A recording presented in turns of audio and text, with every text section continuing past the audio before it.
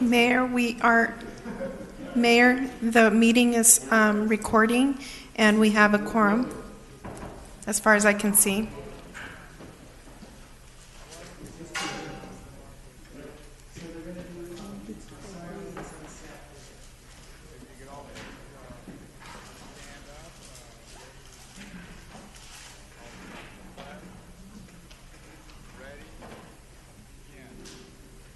I pledge allegiance to the flag of the United States of America and to the republic for which it stands, one nation under God, indivisible, with liberty and justice for all. Madam Clerk, thank you for that. Is Jane Keller present, our police chaplain? Yes, and I just want to confirm that if I could do a real quick roll call, I want to make sure that I have everybody All right, online. do that. I thought you told me we had it. Go ahead, do the roll call, then we'll do the pledge. The invocation. Go ahead. Councilmember Becerra? Councilmember Becerra? Here. Thank you. Councilmember Mendoza? Here. Councilmember Peñalosa? Here. Councilmember Sarmiento? Here. Councilmember Solorio? Here. Mayor Pro Tem Villegas? Here. And Mayor Pulido? Here. Thank you. Go ahead. Let's proceed with the invocation, please.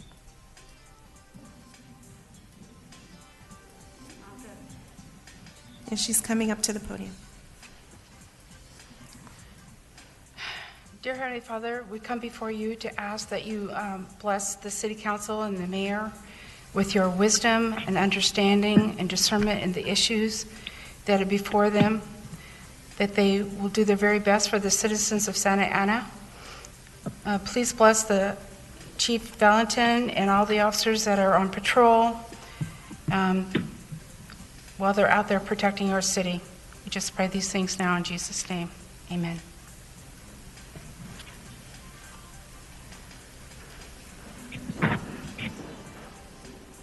All righty. So, Madam City Clerk, or City Attorney, I'm sure there was nothing to report out, right? But just correct. We had no request.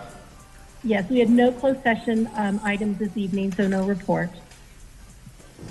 Okay. Now we have a special presentation regarding November 3rd election. We're going to have somebody here from the Orange County Register of Voters. Yes, we do. Justin. Are they present, Madam Clerk? Yes, he is. His name is Justin Berardino, and you've been unmuted, Justin. And we will go ahead and move the slides forward here for you. Great. Thank you very much. Thank you, Council, for having me today. The first slide that I'd like to speak to is the one titled Ballots Returned by Method.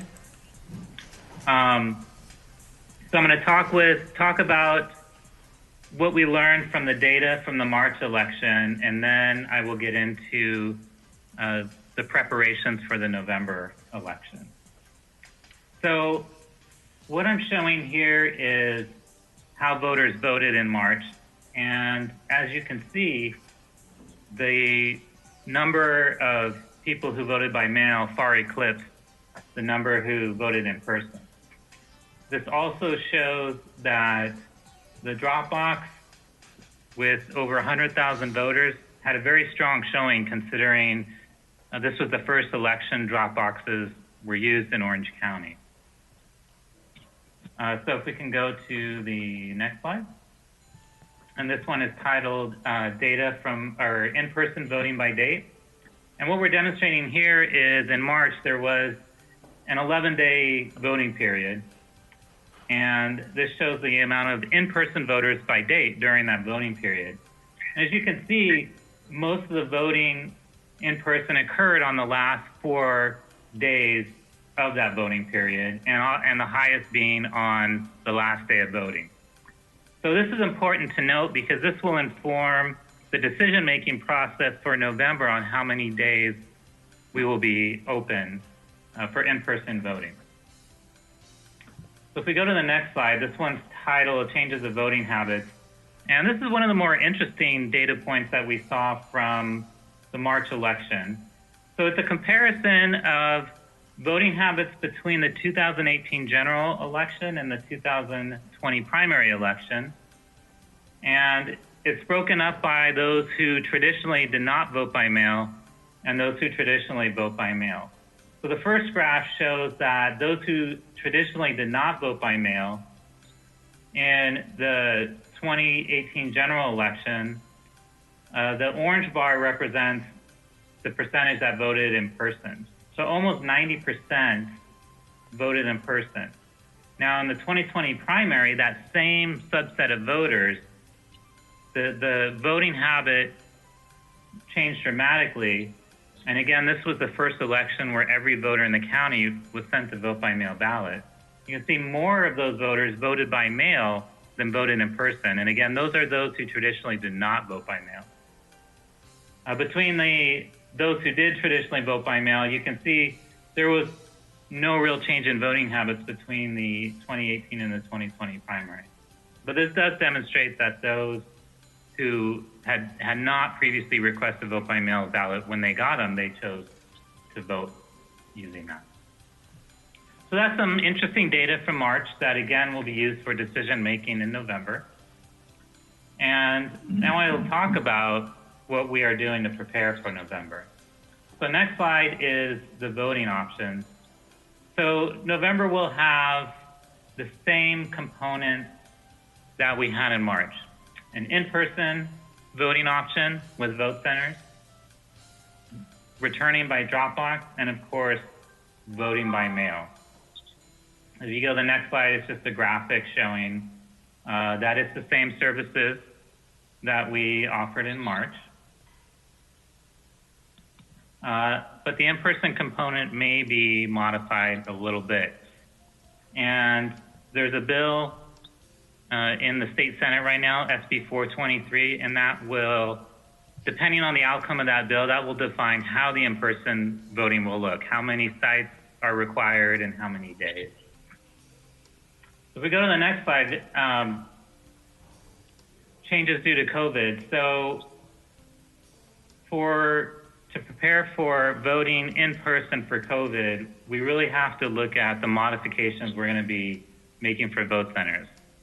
So we've been doing some rehearsals, we've been doing some testing to try to figure out what the best way to offer this in-person voting. So some of the things that will change will be the stations, the check-in stations will be farther apart. The voting booths will not be next to each other like they historically have been. There's going to be a cleaning protocol after every voter. So obviously that's going to affect how much we can fit in a vote center, how many people that can fit in a vote center. But that, along with promoting the voting at home option, which I'll talk a little bit more about in a second. And then there's also additional options. So for example, historically, remote accessible vote by mail, that's online ballot marking, was only available to those with disabilities or overseas voters. Well, now that's expanded to those who may have COVID and can't vote in person or are somehow affected by COVID.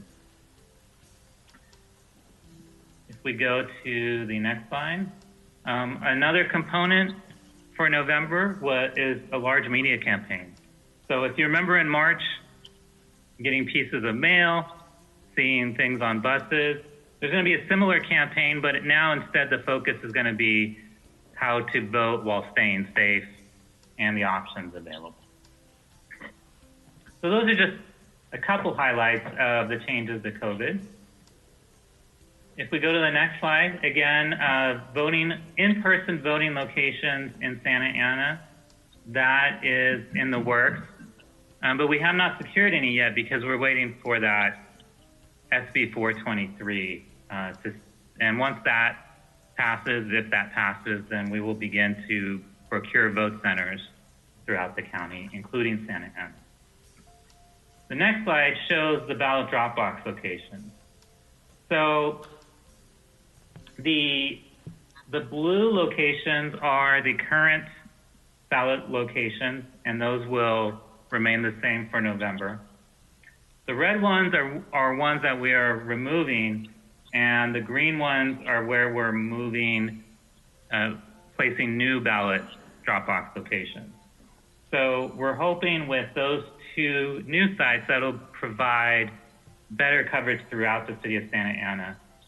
And those are both city locations. So we're looking forward to the support from the city administration, the city council to approve the agreements for those new ballot drop-off locations. The next slide, regarding security considerations, the part that I'd like to focus on for security considerations is voting at home. Make sure people understand the safeguards that are in place for voting by mail and the checks and balances. For example, if you vote by mail, you can track your ballot. You can go online, look up yourself as a voter, and see the status of your ballot, see where it is in the mail flow. You can also sign up for proactive updates, and you can get text at each step along your ballot's process and be notified when when your ballot is received by our office. Also, if a ballot comes in and the signature doesn't match, or a ballot comes in and there's no signature, you're going to get a letter describing what happened and give you a chance to cure the ballot or take any necessary action. So, although there's a lot to talk about security, that one is really one that that's one that we really want to focus on communicating for November, because that is an important part of security. So with that, I will make it available for any questions. Go ahead, council members, questions? Mr. Mayor? Yes. This is Councilmember Becerra? Yes, go ahead. Thank you, Mr. Mayor. Thank you, Mr. Bernardino, for the presentation. I really appreciate you taking the time to present this information to the council and to our community. My one question that I have is, in looking at the slide that was titled Preparing for November, other than the Registrar of Voters and Memorial Park, there are no ballot drop-off locations south of First Street. Is there a reason why there are so many north of First Street but not anything south of First Street? Well, again, if you go back to that slide, we are proposing Memorial Park, which is a city location south of First Street. And the reason that we were in that position before is there's a couple factors. So one factor is when considering where to put the locations, there's 13 criteria that are part of the Voters' Choice Act that you have to consider. And that includes, for example, population centers, historical voting habits, those sorts of things go into where you should be placing the drop boxes. That on top of availability, we can, in a perfect world, you might want to spread them out perfectly throughout the county, but you have to get locations that agree to allow you to put drop boxes on their property. So that's why we're hopeful that we can get this Memorial Park contract signed and get a drop box in that southern part of Santa Ana. Also, too, in that area above Memorial Park, kind of the central part, that's a very industrial area, so it's not a high targeted area according to the requirements of the Voters' Choice Act. Well, Mr. Bernardino, north of Memorial Park, residential. I'm sorry, Daisy, did you just unmute me? No, you're unmuted. Hello? You're still unmuted. Okay, I heard you. something that said I was muting. Sorry. No, Mr. Bernardino, north of Memorial Park is very residential. That is not an industrial area. If you go east of Memorial Park, say past Standard, you start to get into industrial areas such as the areas south of the ROV. But I have to express my disappointment that a whole half of the densest city in Orange County, the second densest in California, and there's a huge swath. I mean, almost 2/3 of the city that is only going to have 2 ballot drop-off locations. I really hope that Memorial Park isn't the only new one. I hope you'll consider looking at perhaps the Delhi Community Center.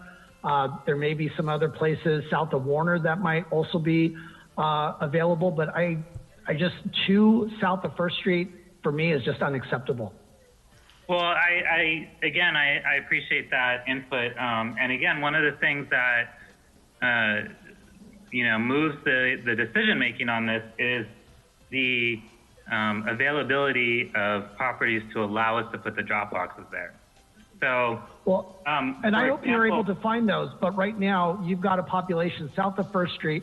Many of them are dependent on transit. Many of them walk to the store, to the parks, and to just completely leave this as a desert when it comes to the availability of a ballot drop-off location. Again, I'm going to say it's very unacceptable. Again, we do push for that, and that's why we are looking forward to cooperation with the city to procure these sites and provide that availability for us. Yeah, Mr. Mayor, this is Councilmember Sarmiento. Can you hear me? Yes, go ahead, Councilmember. Yeah, thank you, and thank you, Justin, for your presentation. I want to just follow up on Councilmember Becerra's points, and maybe we stay on the slide for a little bit. But before that, I also wanted to say thank you to the clerk, because I know that I had requested that she contact you and the Registrar of Voters, Neil Kelly, to come in and speak to us about this. And I think it's good to have this conversation in mid or late July, so we can talk about things that we can cure between now and November, because we know it is going to be an irregular cycle, and it has been for us since the primary date in March. But we know that in the past, there have been challenges to just voting, and we see that there's unfortunately, other parts of the country that are dealing with these same challenges, whether it's, in-person voting and machinery not working, equipment not being really as efficient and effective as they should be. But for us, I think here in this county, I think a lot of it has to do with just accessibility. And, I appreciate a lot of what you were saying, Justin, about, things that are being done to try to accommodate, folks with disabilities and being able to online vote and, making options available. And we really don't know how things are going to look, but given where we are right now, things probably are not going to look all that much different in November or as we approach. So we probably need to start bracing for the scenario where we more than likely are going to be doing almost exclusively voting by mail, although that isn't, obviously everybody's, preference. But I think we just need to prepare for that. So to the extent that we can have this conversation, and I think it was good that, Councilman Becerra talked about the distribution of these drop boxes. I think we had some of that same concern in March. I understand that, obviously south of First, the only one was the Registrar of Voters, because the Memorial Park site wasn't even there. So you had a very large part of the city who, couldn't walk or couldn't, access their drop boxes easily. And as you know, we have a very high ridership in the city that, rides buses and, walks and just accesses their services by foot. So, I would say that maybe we can begin this conversation about availability, because I don't know if you were saying exclusively the reason why, we have these sites is because, these are voting patterns from the past. The Voters' Choice Act has some criteria that defines where these should be placed. And I guess I'm not sure if what's determining is the entire county distribution, or are you looking at it city by city? And if you're looking at it city by city, if you see, the most densest part of the city is,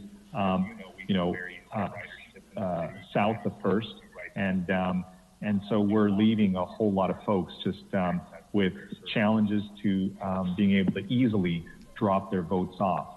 and their ballots off. So, I hope that, our clerk and our staff will be working with you, and maybe we can revisit this map and see what it looks like after you all have had a chance to speak. But I just think that maybe there's some improvements that could be made. I just certainly want to make it as easily accessible for folks who are going to be voting here in the city. My concern is that there is going to be a lot of confusion. So to the extent your outreach and your media efforts are done in a multilingual way, because, as you know, we have a lot of bilingual and monolingual speakers, both in Spanish and in Vietnamese. And so that's obviously very important to me, that, those folks are contacted, and that you speak with us as well about challenges that you see unique to this cycle. Not just locations, not just, voting by mail, but other things, other ways. And I think we were talking about it, I think one of the last comments you made is how votes get or ballots get disqualified.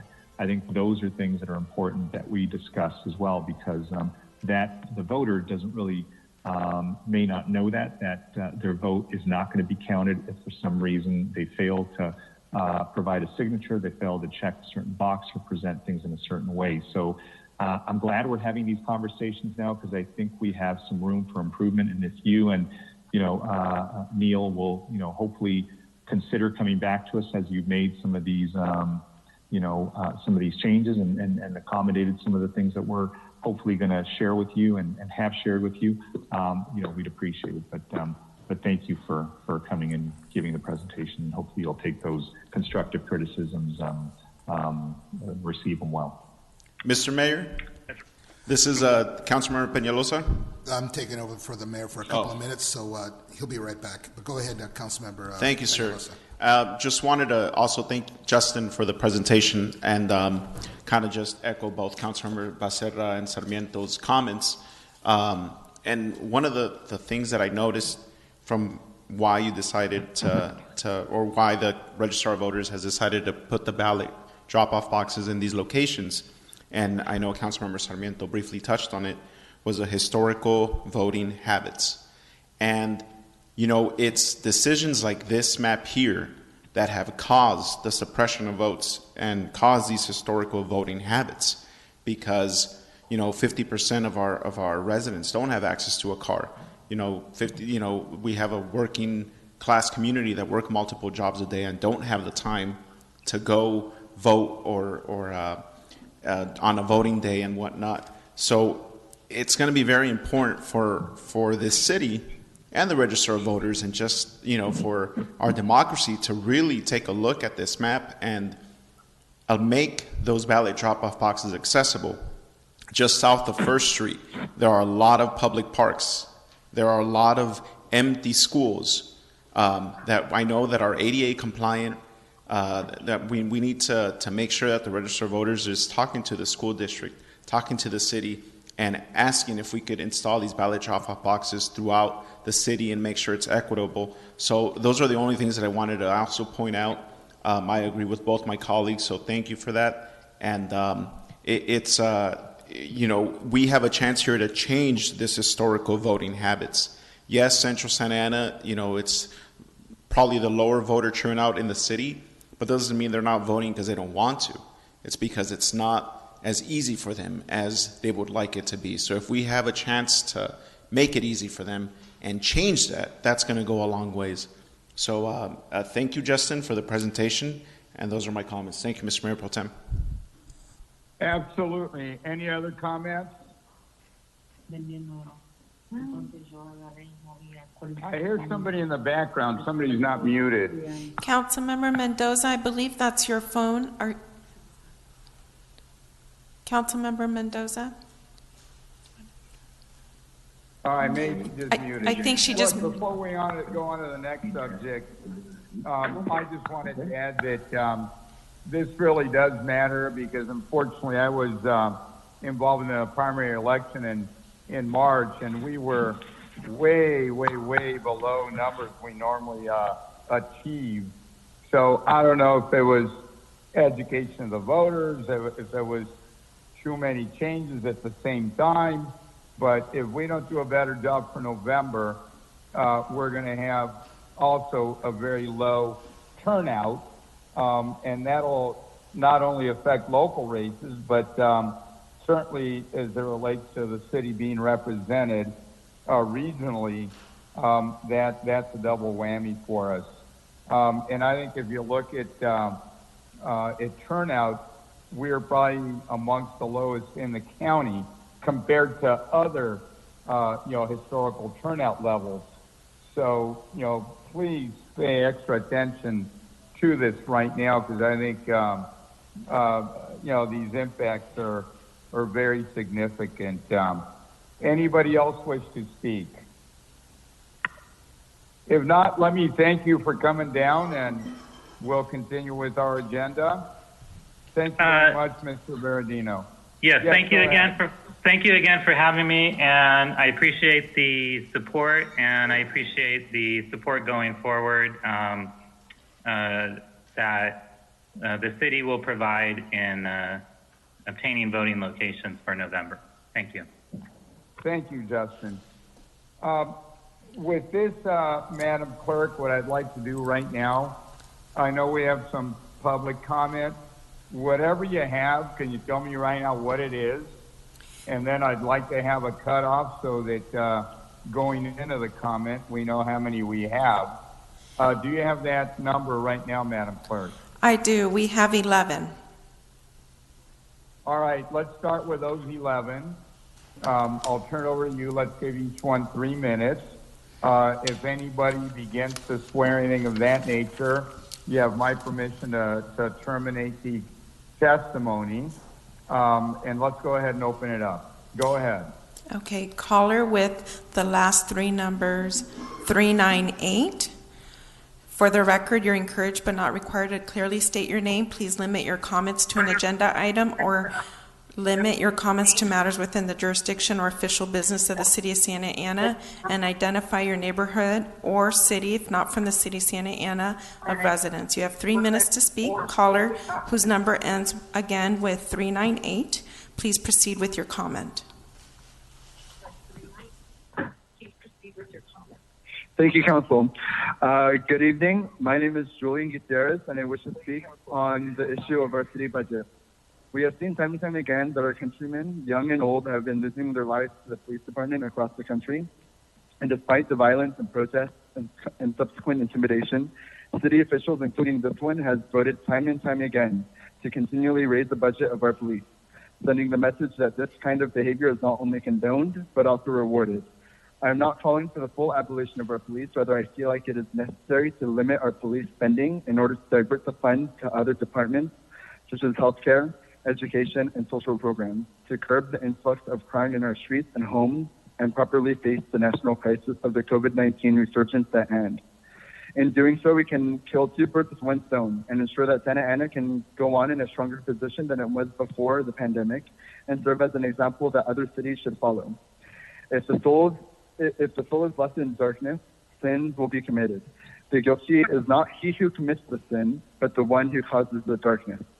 To curb the rise of COVID-19 cases, we must have a strict mandate of our businesses and employees, of our businesses for employees and customers to have masks and have PPE and testing sites readily available to ensure for usage, to ensure the contact tracing and curb our numbers.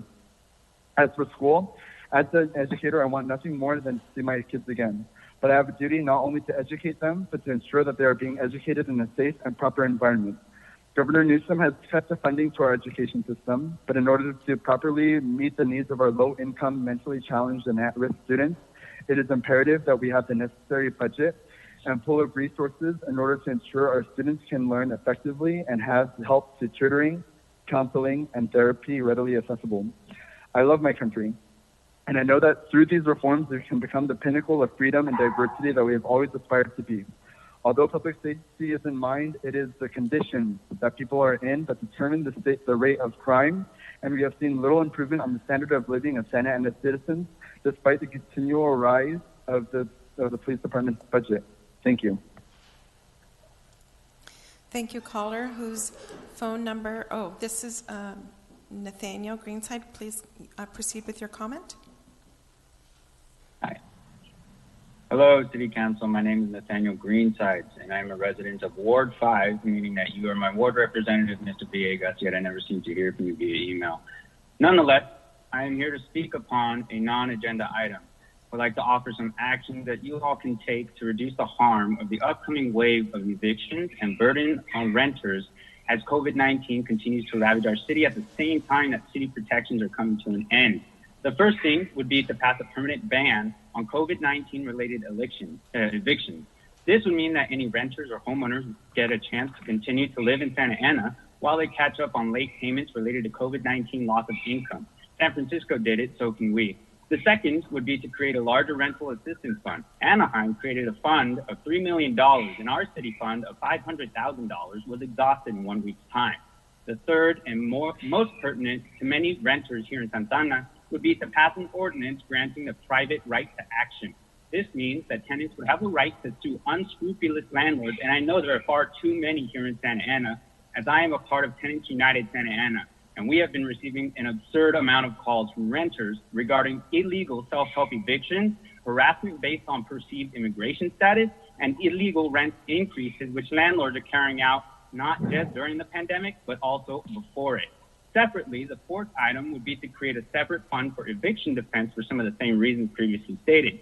Fines upon landlords could start at $10,000, and it would also incentivize attorney representation of the interests of tenants and keeping our community stable. It would also reduce the rate at which the rental assistance fund would be exhausted if tenants have a better shot at recovering lost money due to damages caused by irresponsible and greedy landlords.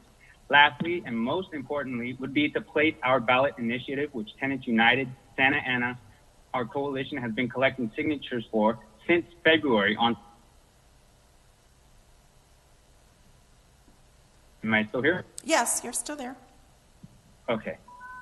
Been collecting signatures for since February onto the next general election, which would be in November 2022, unfortunately. Or you all have the power as City Council to call for a special election, which is within your power, solely for this rent control initiative, which would keep us all housed and economically able to remain in Santa Ana. Unfortunately, COVID-19 has halted our signature gathering efforts because, unfortunately, democratic process was not deemed to be an essential activity. Putting permanent rent control initiative to all the voters in an election is within your power. And you all applauded the 2121 North Main Street referendum with the rationale that it was the will of the people. And so we're asking that you put our rent control initiative as it stands onto the ballot so as to ensure that people have a chance to remain in Santa Ana. Thank you. Thank you. Caller with the last three numbers, 970. Please proceed with your comment.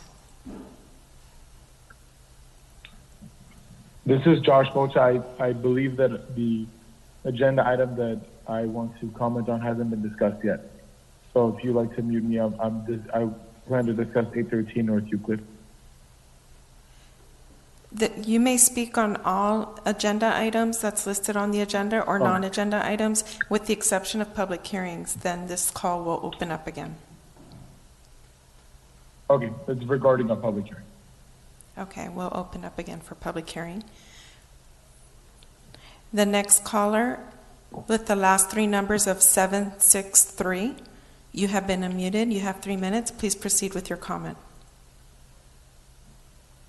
Good evening, Mayor and Council. My name is Jose Trinidad Castaneda, and I am the Orange County organizer with the Climate Action Campaign, the region's leading climate watchdog organization. And I'm speaking with you tonight to request that you bring community choice energy as a discussion item to your next City Council meeting on August 18th. For those of you who may not know, Community Choice Energy is a not-for-profit program that procures cleaner and cheaper energy for Santa Ana families. Right now, we have a monopoly, SoCal Edison, which charges for that electric generation. And as you may have heard, they are bringing a rate increase for November and again in January for a total of 14.4% rate increases for the generation rate. And so community choice has grown across the state. Actually, 10 million families across the state of California already benefit from having community choice in their region. Orange County is one of those last holdout places where we hope to change that. And so Santa Ana was one of a couple of cities that responded to Irvine's invitation to share information regarding the development of community choice energy in Orange County. And so I'm very happy to share that Irvine City Council has unanimously voted to move forward on creating a joint powers authority with partner cities by the end of this year. And they voted on that 6 times in a row because we've had hundreds and hundreds, actually over 700 Irvine residents continuously submit comments in favor and in support of community choice. Now, over the next couple of months, I'm sure you'll get more interest from Santa Ana residents who want to see the benefits of 0.5 to 2% lower electricity rates, millions in citywide cost savings, millions in annual economic input, and hundreds of new jobs in the region. Come to Santa Ana. Community choice is the only way to provide the freedom of choice for Santa Ana families, as well as bringing cost savings. It's the only way to achieve state mandates to get to 100% clean, renewable energy.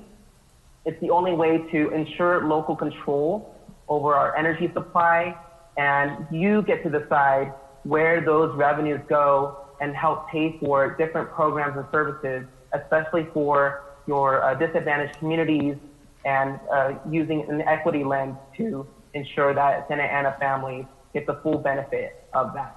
But that can only happen if you decide to have the discussion as soon as possible, because there is a strict timeline that Irvine needs to follow. Thank you. Your time is up. Callers with the last 3 numbers, 883, you have been unmuted. Please proceed with your comment. You have 3 minutes. Hello, Mayor, Mayor Pro Tem, and honorable members of the City Council. My name is Janelle Walker. I'm a resident of Ward 3 in the Park Glen community. Here to speak on a few different items. The first item I would like to bring attention to is 65A. It is the Veterans Recognition Program throughout the city. I was very excited to see this on the agenda, as my family has a history of veterans serving in our family. My late grandfather was a veteran, my father was a veteran. So I know that in other cities we have things like banners which showcase residents who served in the military. So I think that's something great that we can really do as a city to thank and publicly recognize all of our veterans. I'm also very interested to hear the item the sub-part of this item, which will discuss the Veterans Museum at the Heroes Hall. So again, very excited to hear what that discussion will be. Second item I'd also like to discuss is 85A. I was really happy to see this on the council agenda as well. Really happy to see that as residents we have the opportunity to give our public comment in a safe manner, considering the new developments of COVID-19, business closures, and us unfortunately reverting back to more of what we would like and a more stringent stay-at-home order. So seeing how this may go forward, I'm very excited to see this opportunity to give public comment like I am right now over the phone. And the third item I'd also like to draw attention to is 85B. It's not exactly the item itself, but it sparked an idea in my mind, and it's something I would like the council to consider.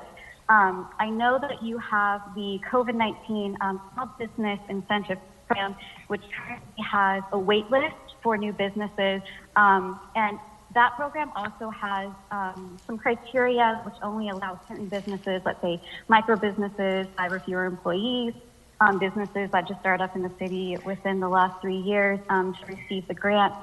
I would like to propose using the Federal CARES Act funding to provide a business license waiver in the entire city if possible. 30 seconds I know left. that small businesses are tracked by the business tax staff within the city. So they know which business licenses are active, which ones are inactive, and if any of those business licenses have gone inactive, let's say during the COVID-19 pandemic, unfortunately businesses may think, well, if the governor is going to shut us down, maybe we should not pay this fee at this time and allow it to lapse. Well, we've seen that he's closed businesses, he's opened businesses, Thank you. Your he's time modified is up. businesses. Thank you. Caller with the last three numbers 268, you have been unmuted. Please proceed with your comment. Hi, my name is Yossi, and I'm a resident in Ward 2, and also a volunteer as a tenants' rights counselor from Tenants United Santa Ana. I'm calling as a concerned resident about the upcoming wave of evictions that will occur after eviction moratorium ends July 28th. At the same time, we are experiencing our highest rate of COVID cases. Many people have been unable to pay rent because they have been impacted by the pandemic, and we know that these impacts will be long-term. Everyone deserves to be housed and safe, and so we hope y'all will enact a permanent ban on COVID-19 related evictions, and also enact a private right to action ordinance that will stop landlords from breaking the law by making them liable for civil penalties if found guilty of violating tenants' rights during the moratoriums on evictions and rent increases. Also, Governor Newsom has giving you all power to extend the moratorium till September. And so I hope y'all take these recommendations and implement them here in Santa Ana. Let's provide safety and well-being for everyone here. I've also been a part of a campaign to put rent control on the November ballot. We recognize that Santa Ana community members need rent control because it is a renter majority city that is extremely of low income and rent burden. Rent control will provide some economic relief to folks, especially during this precarious socioeconomic time. We have been so successful in getting so much support from the community. Unfortunately, the pandemic halted our signature gathering for the safety of our volunteers, which has affected our campaign goal to put the ordinance on the ballot. And we're hoping to get an extension on the deadline to account for the days we couldn't gather signatures during the shelter-in-place orders. Our work we did before the pandemic should be recognized, and we hope that we can count on your support for the extension. Thank you. Thank you, caller. With the last three numbers 351, you have been unmuted. Please proceed with your comment. Hello, good evening. My name is Chloe Rios, and I am the Executive Director at Alianza Trans Latinx, the very first transgender organization here in Santa Ana, being led by trans women of color. And the reason that I wanted to speak to you is because 2 weeks ago I presented myself and the organization during the last city meeting. I also requested to have support from the city so that we can continue to help this very vulnerable community, which continues to be one of the most marginalized communities here in Orange County. I did not receive any, no one ever reached out to us. We continue to serve the community during these very difficult times of COVID-19. Our community continues to face discrimination in areas such as healthcare, employment, and other areas that are in great need. So again, our name is Alianza Trans Latinx. We really need your support. I hope you consider to make a part of the next agenda to talk about the transgender community and the needs so that we can better serve this community. And I hope to hear from you. I hope that we can work with the city clerk's office so that we can make this possible. So thank you so much. Thank you. Caller with the last three numbers 399, you have been unmuted. Please proceed with your comment. Good evening. I am the applicant representative on item 75A, and I would like to hold my comments for that agenda item. It's a public hearing. Thank you. We'll put you on mute. Caller with the last three numbers 703, please proceed with your comment. Hello, my name is Hector, and I'm a resident in Ward 4. I'm here to express my disappointment in this City Council for approving the budget for next fiscal year. Shame on you. You heard hours of public comments from the youth of this city, your constituents, about our disagreement with the budget presented before you. You have once again failed to serve us. You have failed the youth of Santa Ana. I'm a resident of Ward 4, so I'd like to bring attention to something that my council member has continuously brought up, the shared mission of Santa Ana, which reads, to deliver efficient public service in partnership with our community, which ensures public safety, a prosperous economic environment, opportunities for our youth, and a high quality of life for residents. But tell me, why do the youth of this city have to take the short end of the stick when it comes to that mission? Why aren't we investing as much in our youth as we're investing in our police department? Why does public safety what does it even look like in Santa Ana? Because right now, more than ever, the police are a threat to our community. They are a threat to the youth of the city. They are a threat to Black and Indigenous colored communities. And if you really want to bring up this mission statement, then why can't you stand by it? Why couldn't you listen to the hundreds of comments you received by email and in person? Why are you voting for a budget that your community has clearly told you is not representative of what we need? Your yes vote has once again perpetuated the way the rest of Orange County looks at our youth.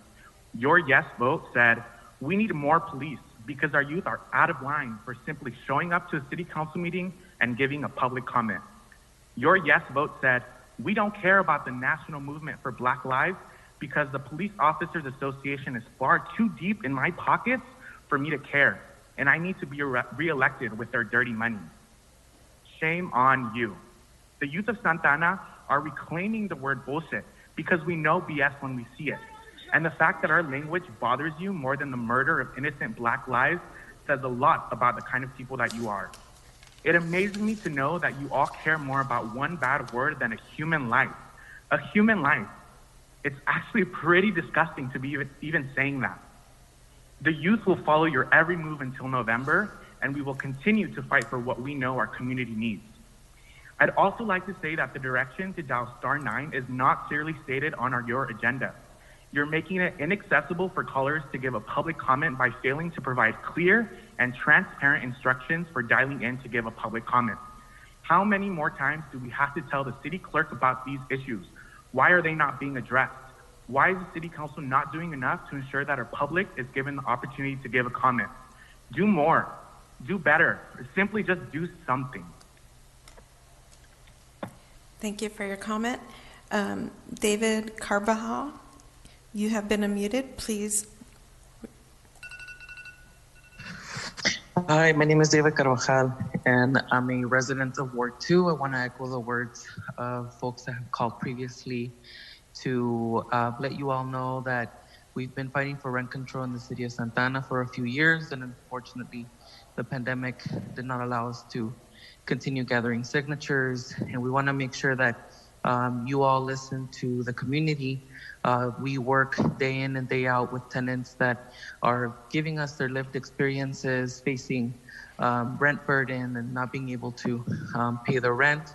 And I want you all to also remember that you have the power to extend our eviction moratorium till September, and then continue providing protections for tenants in Santa Ana. I want to remind you all that it is important that in the middle of a global health crisis, you continue tending to the needs of those most vulnerable in our communities. And I wanted to just encourage you all to do that. Thank you. Thank you, Mayor. That was the last comment. Thank you, Madam Clerk. Let's now direct our attention to the consent calendar. And I would like to ask my colleagues if there are any items that they'd like to abstain on or pull. Mr. Mayor. Mr. Mayor. Yes, go ahead. Well, this is Councilmember Sarmiento, and I did want to pull 25B as in boy, but before we did that, this is a question for the city attorney because we just left public comments, and I know that you as presiding chair, Mr. Mayor, said that you gave the right to the city clerk to go ahead and mute anybody that made any comments that were profane. So I just wanted to get the city attorney's opinion on whether or not we could do that. Certain speech is not sometimes well received. I understand that, but this is probably the most protected speech that we have when it's political and it's addressing a public body. So, Madam City Attorney, Sure, go ahead. look, I don't want us. Attorney, do you I don't want us to comment? get in any trouble. So, please, can you advise us and make sure we understand, whether we can control content? Right. Thank you, Council Member and Mayor and Council members. Yes, I just would like to provide you with a reminder that in litigation, the courts have held that the use of profanity at public meetings, which are considered public forums, is a fundamental right of the speakers, and that speakers cannot be banned from speaking. The mayor is authorized under the rules of decorum to remind speakers to follow our rules of decorum, and he, as the chair, may consistently do that. The city will also have the right on rebroadcasts of these to potentially bleep out inappropriate comments that are being broadcast, but at the meeting itself, the city council cannot stop a speaker from using such language so long as it's not disrupting the meeting. So thank you, Madam City Attorney. So the only thing I would recommend to the chair and Mr. Mayor is that, again, we follow that practice just to go ahead and remind folks, but we can't tell them we're going to mute them because that is cutting off their rights to be able to be heard. And whether or not it's something that is acceptable to any one of us, that's not really the rule. So that's all that I wanted to make sure is clear for the record because, look, cutting off a person's right to be heard is serious business. So thank you for that. And yeah, the only item I had to be pulled was 25B as in boy. Mr. Mayor. All right. Mr. Mayor. And just one comment on that. Sometimes I think profanity can be disruptive to the council meeting itself. And if that is the case, then I thought we did have the right to insist that the council business and meeting not be unduly interrupted. So that's all I want to give the clerk. Since she kind of is running public comments right now, when we go on the phone, I just wanted her to monitor that. And I think we just did so without any incident. So I think it all went fine. All right, any other items on the consent calendar by my colleague? Yeah, Mr. Mayor, this is Councilmember Peñalosa. Just wanted to pull item 25C. All right. Can I have a motion on the balance of the consent calendar? Make a motion to approve. Second by Councilmember Peñalosa. Roll call vote, please, Madam Clerk. Councilmember Becerra. Yes. Councilmember Mendoza. Yes. Councilmember Peñalosa. Yes. Councilmember Sarmiento. Yes. Councilmember Solorio. Yes. Mayor Pro Tem Villegas. Yes. Mayor Pulido. Yes. Motion passes 7-0. Okay, let's go on to the next item. Who pulled that one?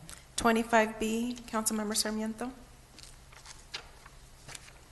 Yes, thank you. I just had a question for staff. I understand that this is a contract with a lab out in San Bernardino to go ahead and sample water quality.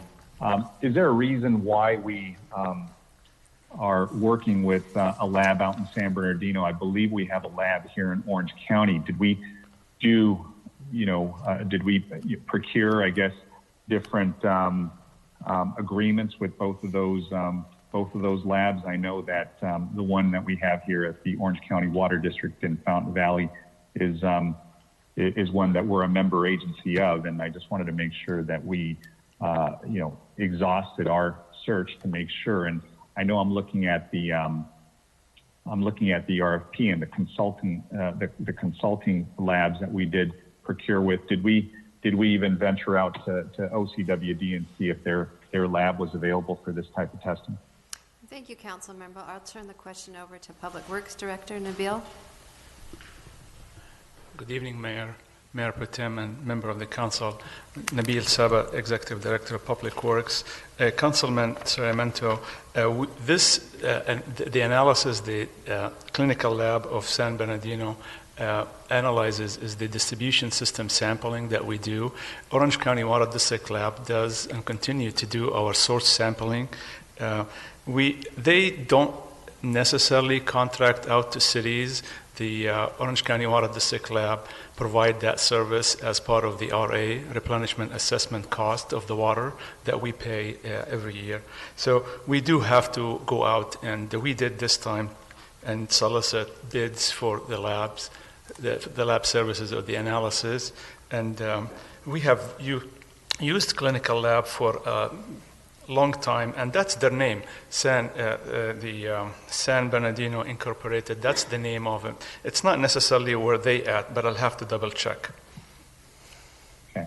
No, I appreciate that. I just wanted to make sure that, again, if we are paying into the RA for certain services that the Philip Anthony lab here at OCWD provides us with, this isn't one of those services, right, that we had to go out because this service is not provided by them. And looking at the three firms or the three labs that did provide an RFP, did we do this just based upon the fee? Because it looks like there's a disparity between the second and third lab that submitted an application to be considered of about $30,000, but the first two were kind of close.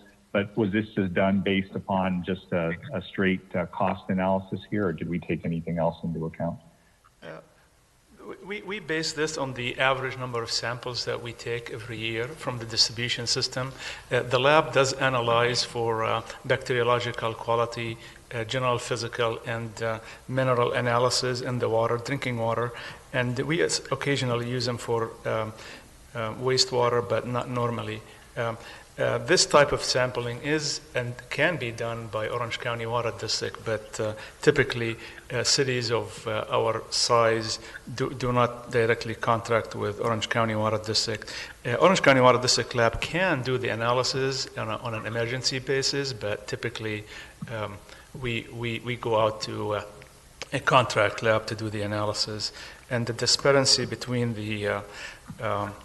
the pricing is just how much the lab charges for the certain analysis that's being asked. Okay, I got it. So this, so we have a history with this lab as well. So we've contracted with them in the past, and the fact that they came in as the lowest bidder also probably had some influence on it. So that being said, I'll go ahead and move the item. Thank you for that, Nabil. Is there a second? Second. Roll call vote, please. Councilmember Becerra. Yes. Councilmember Mendoza. Yes. Councilmember Peñalosa. Yes. Councilmember Sarmiento. Yes. Councilmember Solorio. Yes. Mayor Pro Tem. Yes. Mayor Pulido. Yeah. Motion carries 7-0. Our next item, Madam Clerk. 75C. I'm sorry, 25C, excuse me, pulled by Councilmember Peñalosa. Thank you. Go ahead, Councilmember. Thank you, Mr. Mayor Pro Tem. My question was mostly on the fiscal year breakdowns in the chart on page 25C-3 for staff. And in regards to this graffiti contract, the question, I had a couple questions. I just wanted to get clarification on why some years throughout, I guess the 20, why it's split up versus, if you guys see 20, 23, 24, July, it's a little confusing, those boxes where it's November to June, and then the other ones aren't listed like that, and there's like a different amount on the far right. Can you guys just, do you know what I'm talking about, Mr. Saba? Yes, it does reflect the expenditure on a partial of a year. As you can see, it's not a full year from 2021. It's from November to June, so it's not a full year. So our finance department would like to allocate the exact amount of money for the spending. So we have to break down the spending based on the basically number of months that we plan to spend the funds. I guess what I'm asking is why those particular years are broken down like that and not the others? So, sir, I believe it's because their contract runs through and expires in October. So for fiscal year 2021, it's only reflecting the new contract starting November to the end of that fiscal year, June. Whereas for 21-22, it's an entire fiscal year. 22-23, it's an entire fiscal year. And then 23-24 is just taking it to the end of the contract term for October. Okay, that makes sense. Thank you. And the other question was just in regards to the public submitted removal request of graffiti through the My Santa Ana app or our website. I notice it all the time. It comes and goes. It's not consistent in the way that the contractor reports back when submissions have been closed. Sometimes we get the pictures that it's been done. Sometimes we don't. Sometimes there's duplicate, or sometimes it tells us that it's closed when it's not. And the consistency between I'm not sure if it's our end of the city app or how it's reading with the graffiti removal contractors end, but it's never been consistent. It's quick, most of the time it's been very fast service and removal of graffiti, which I'm happy with, but just the actual receipts from the company, they're not consistent. Are we working on that, Mr. Saba? We're monitoring the progress, and we are working on maybe refining the interaction between the submission and the acknowledgement of receiving, and then closing the request.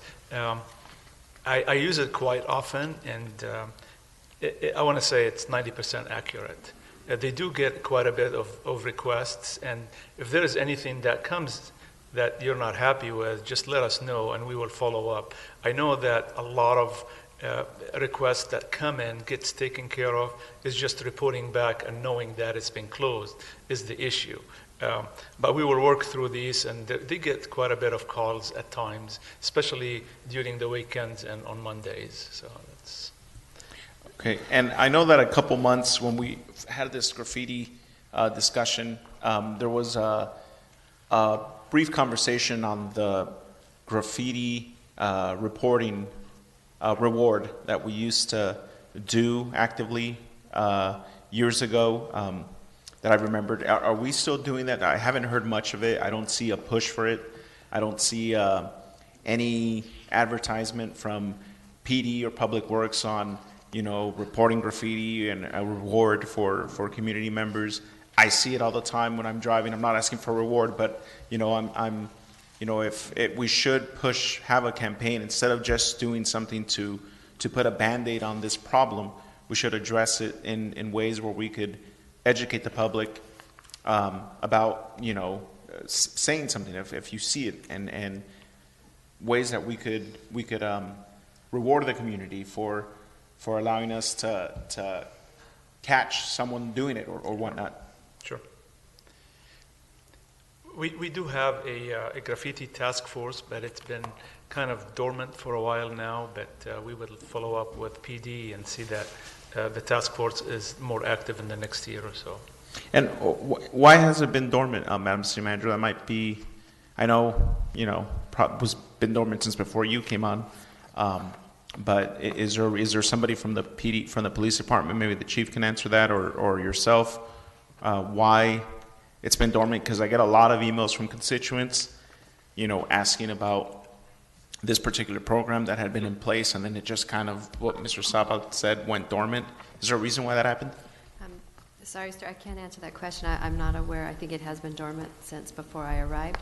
But we do have D.C. Gaminsky on the line. Ken, is that something you can speak to? A graffiti reward program? Stavinsky with the Police Department on behalf of Chief Valentine today. We do continue to offer the reward program. Part of the problems associated with the reward program are people have to be willing to identify, then testify in court against the individuals that they've seen. That tends to have a problem for some of our members of the community wishing to be testify in court. But the program still remains, and I'll take it up with the chief to see if we can't publicize it more. Okay, thank you. DC Gaminsky.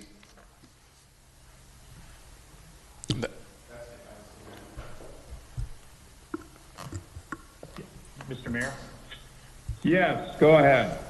Thank you, Councilmember Sarmiento. Just a quick question for staff. I know this is a 3-year contract that's going to take us out to October 31st of 2023 with, I guess, 5 1-year extensions. What was the previous term? I know we've contracted with GPC since 2014. So was that a 3-year with 3 1-year extensions? How did we get to this point? What did the previous agreement look like? I believe that the last contract was 3 plus 2. 3 years. Okay, 3. What, 6 years? In total. Oh, for total of. Okay. The question is, it was for 5 years. 3 plus 2. Okay, so now we're going 3 plus 5. Yes. Right? Okay, and yeah, I think that I want to make sure that we have the same good response time. We're obviously giving some additional consideration for these services by going out a little bit further with the 5-year option versus a 2-year option. Is there anything that we garnered in return? I mean, I see the matrix. I see that the pricing is competitive for us. At least the proposed pricing is competitive for us, in comparison to some of the other cities.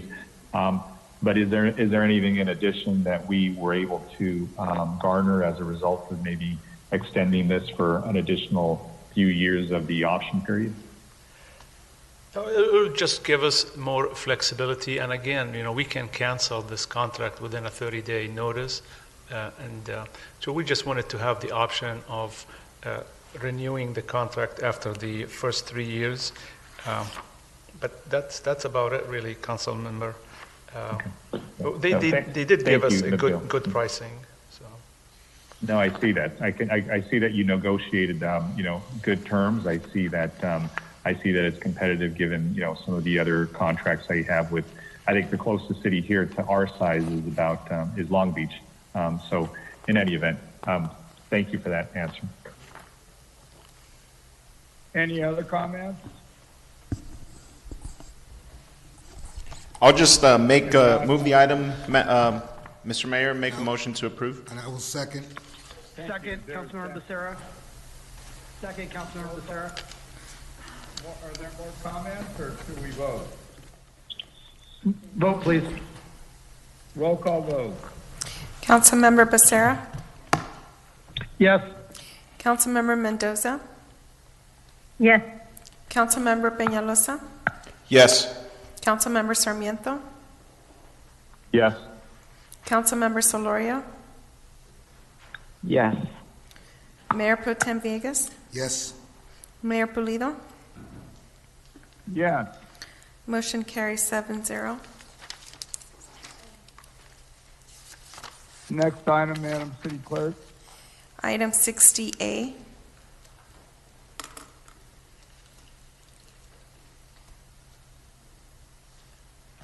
Does anybody have any comment on this item? I guess we're going to designate a voting delegate and up to 2 alternatives for the General League of Cities Assembly.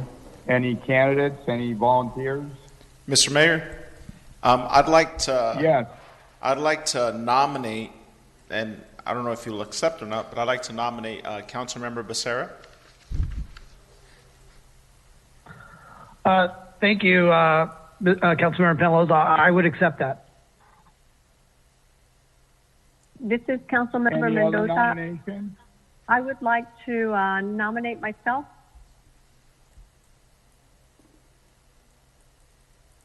Okay. So we have a voting delegate and up to 2 alternates.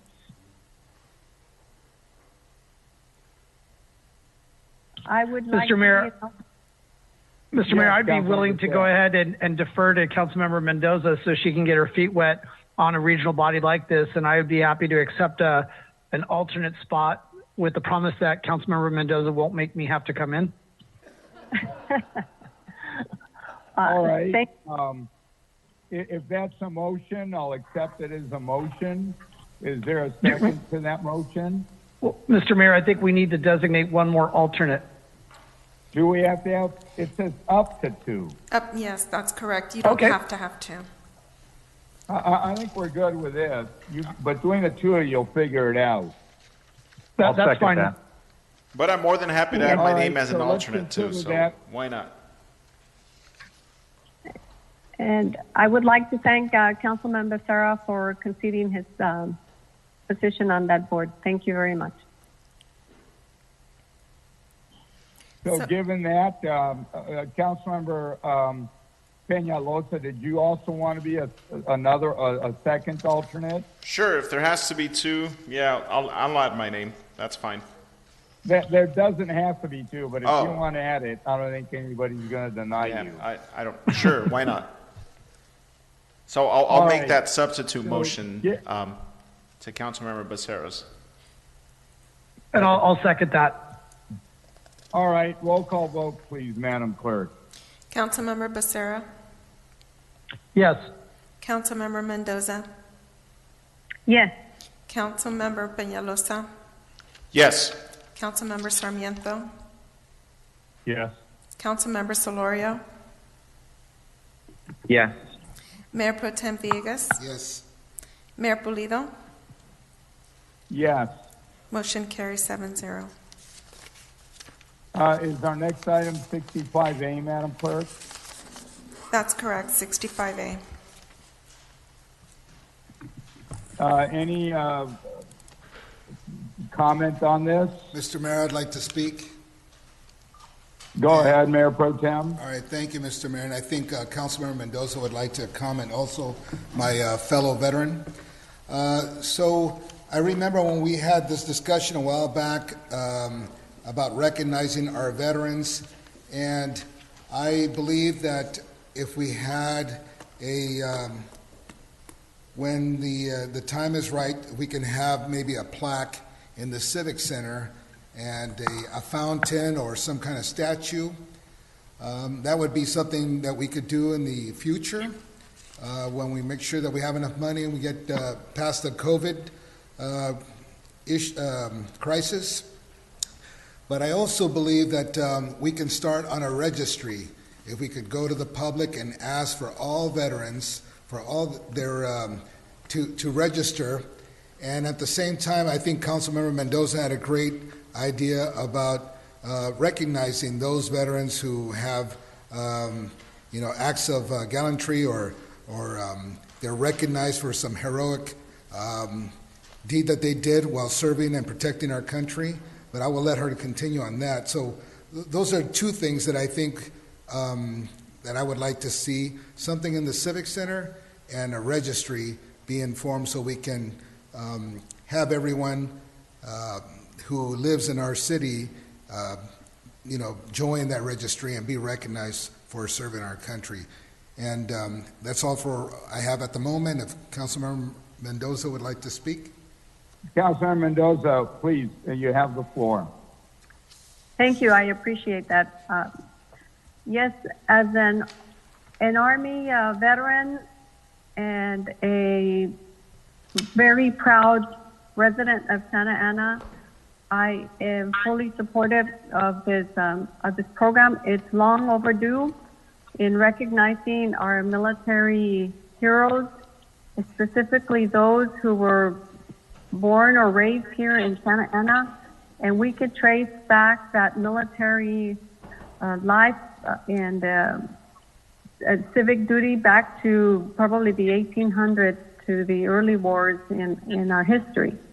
And so I would like to, along with my colleagues, recognize such service and bravery for the men and women who gave their lives to support and defend our country. And that is one of the deepest honor that we could give anyone who has sacrificed in their own life. I truly believe that in recognition of these and some of these brothers and sisters in arms who have given their life in protecting our country, it's a great tribute so that their families can see the legacy that they've left behind. And as military, I'm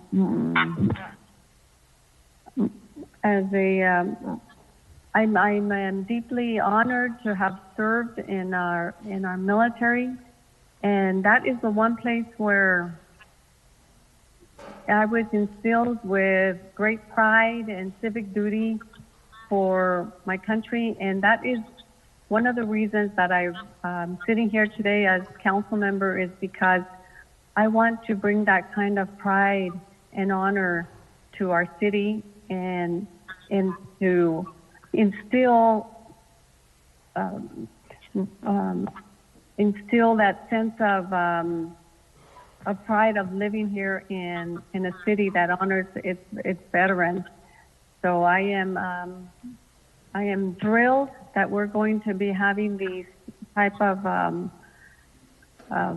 recognitions in the future, and it's going to keep going because we have young people from our local high schools in the ROTC program joining the military, and we want to one day maybe have our very own local Santa Ana Museum of Military Service.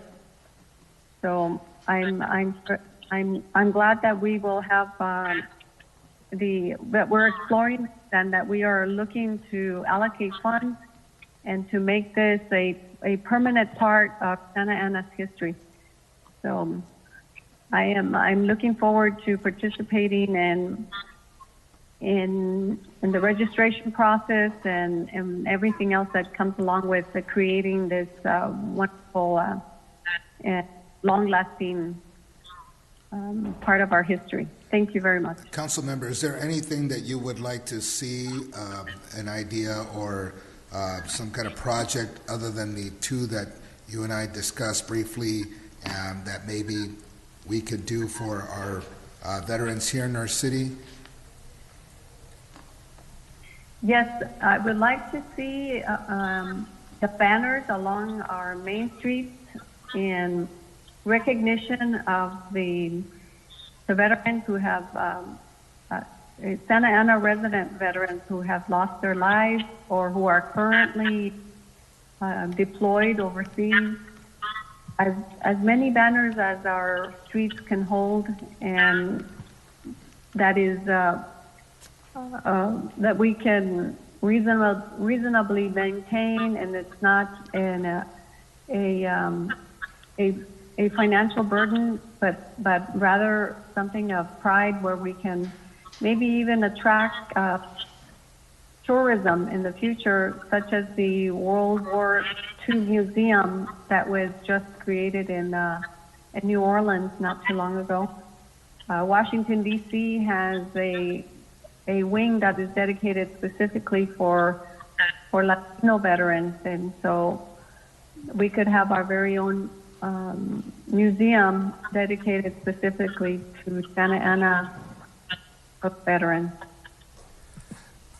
Mr. Mayor, if I may. Madam City Manager, I know you've been working with the council members some. Do you have a presentation or a format you think we ought to follow?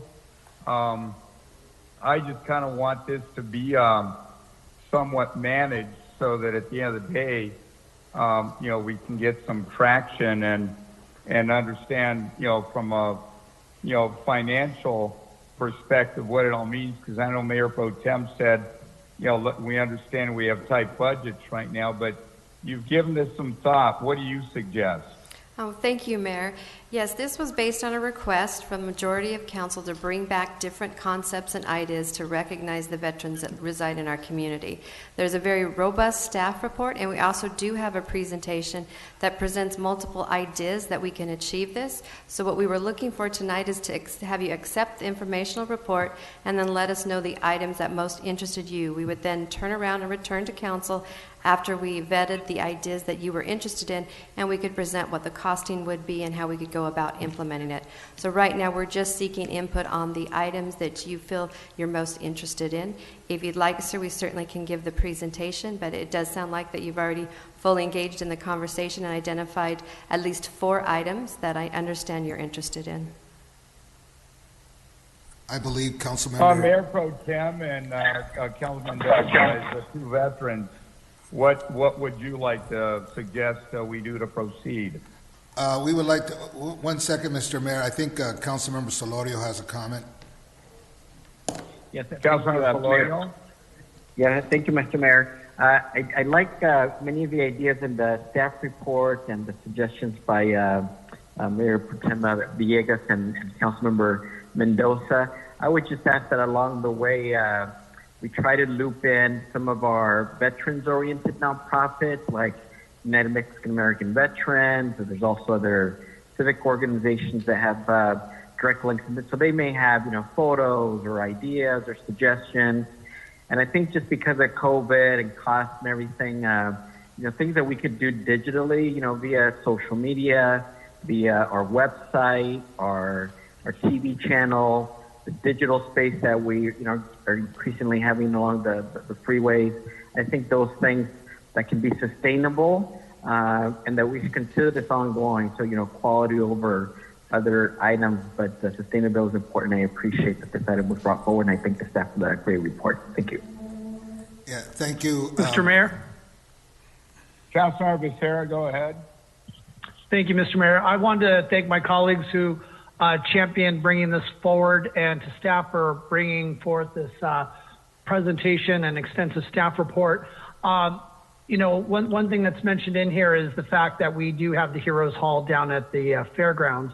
And while I appreciate having such a venue to honor our veterans and those who've served our country in the military, what frustrates me is we had what is one of their biggest pieces of memorabilia located in our Civic Center, and it was allowed to leave our Civic Center. And that was something that who is now deceased, former Santa Ana PD Captain Dan McCoy brought, which was a Vietnam-era Skyhawk plane that sat right there at Broadway and Civic Center Drive. And so my hope as we go forward is that we don't repeat the mistakes of the past, that we figure out a way to make sure that when we honor our veterans, that those monuments remain here in Santa Ana. And I think the Civic Center is a wonderful location, as is our regional train station.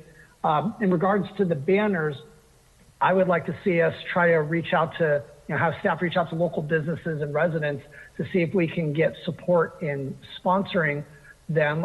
We've all seen these banners in different cities, and I think it's a wonderful way to honor those who are who have or who are serving in our armed forces.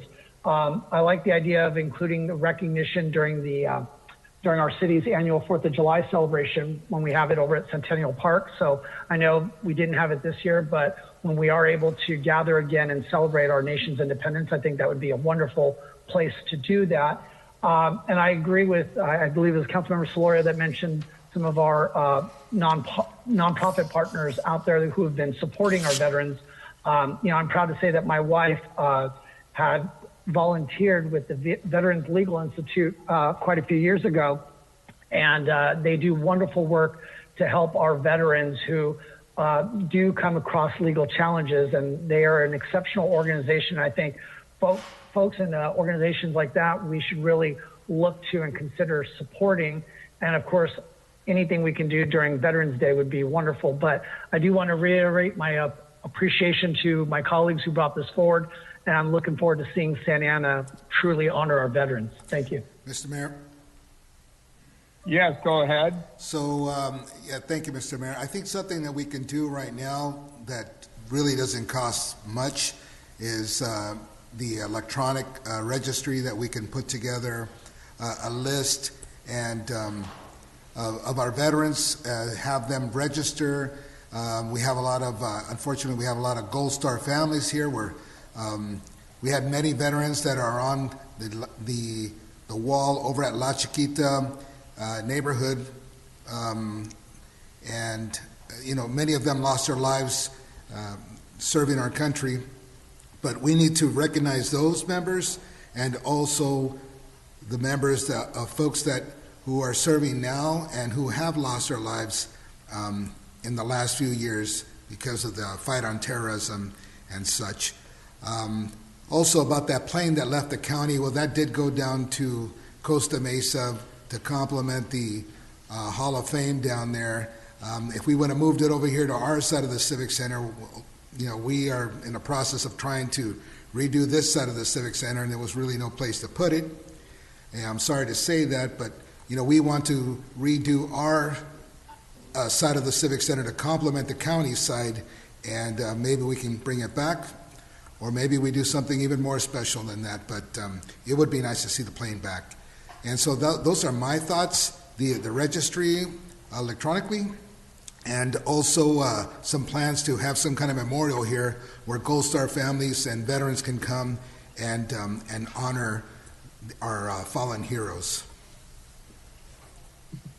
Why don't you make a motion for that, and then, over the weeks and months to come, staff can return with more options and more input, but at least let's get started with what you're suggesting. I think it's a good starting point.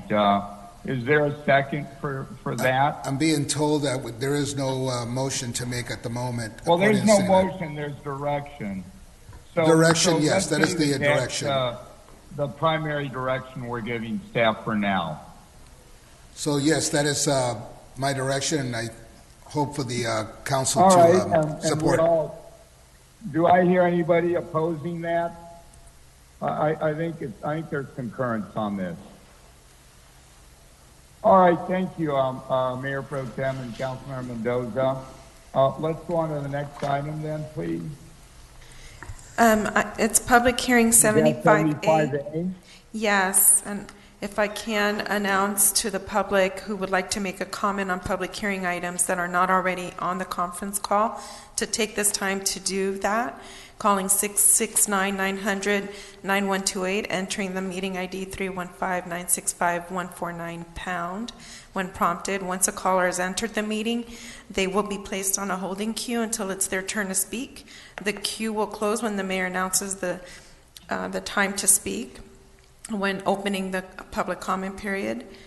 And calls will be reopened at the beginning of each public hearing item. Callers will be prompted to speak in the order received, and I will announce the last three numbers of their phone number to inform the caller that they've been unmuted.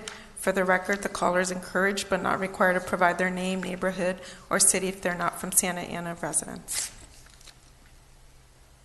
All right, right now, let me go ahead and before we take any input or comment, let me just ask briefly, is there a staff presentation and recommendation on this? I will go ahead and open up the public hearing, and we'll have staff's input be a part of that hearing. I'll turn it over to our city manager. Thank you, Mayor. We do have a presentation, Min Tai from our Planning and Building Agency.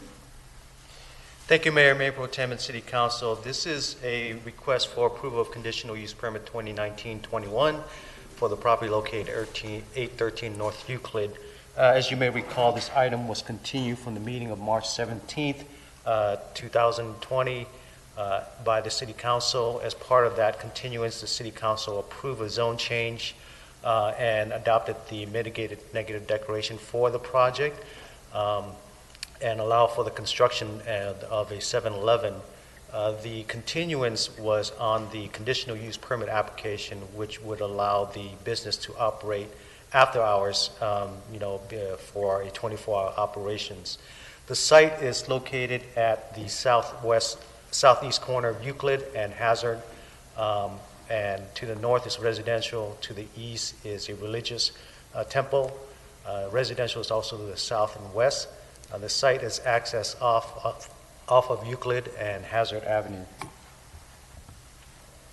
The project, as I mentioned, is a 7-Eleven with a service station.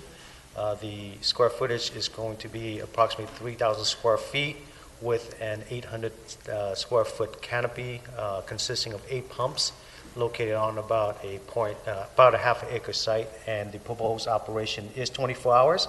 Again, the 7-Eleven approval project has been approved with the zone change. The request here tonight, as continued by the council, is for the 24 hours operations of the business. Here's a site plan showing the project. This is looking obviously from bird's eye view.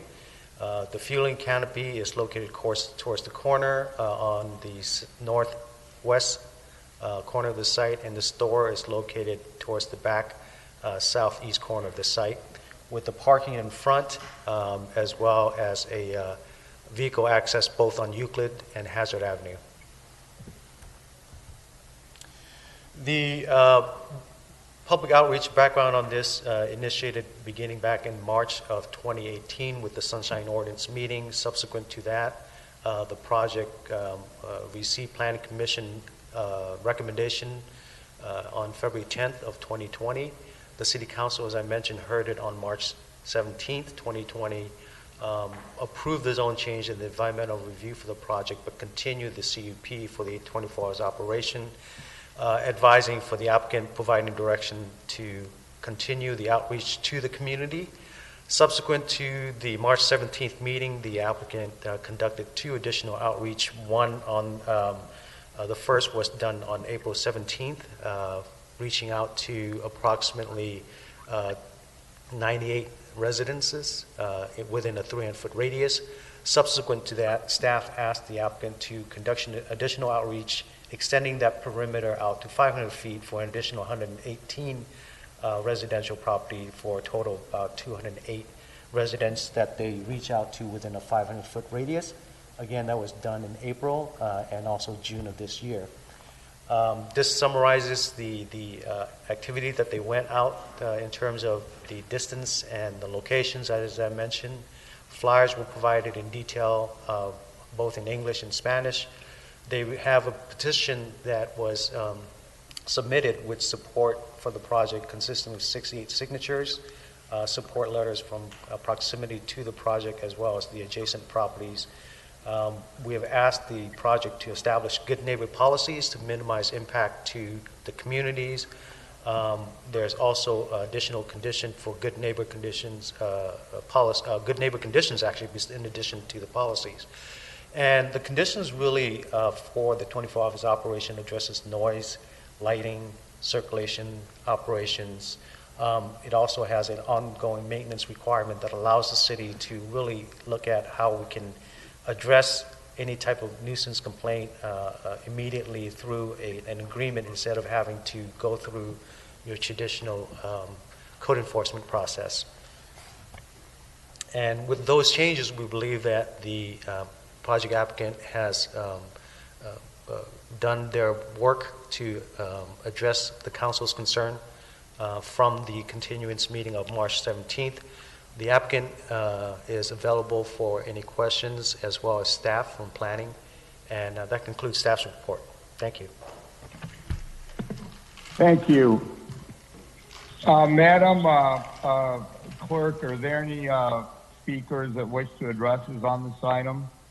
Yes, Mayor, we have three individuals that are ready to speak. Go ahead. Let's take their testimony. Okay, and then before I do open up and unmute the callers, I want to just announce that we did receive emails in addition. We had 2 Santa Ana residents in support, and then we had 2 non-Santa Ana residents that opposed, and then 3 that did not disclose were also in opposition. Caller with 477, You have been unmuted. You have 3 minutes. Please proceed with your comment.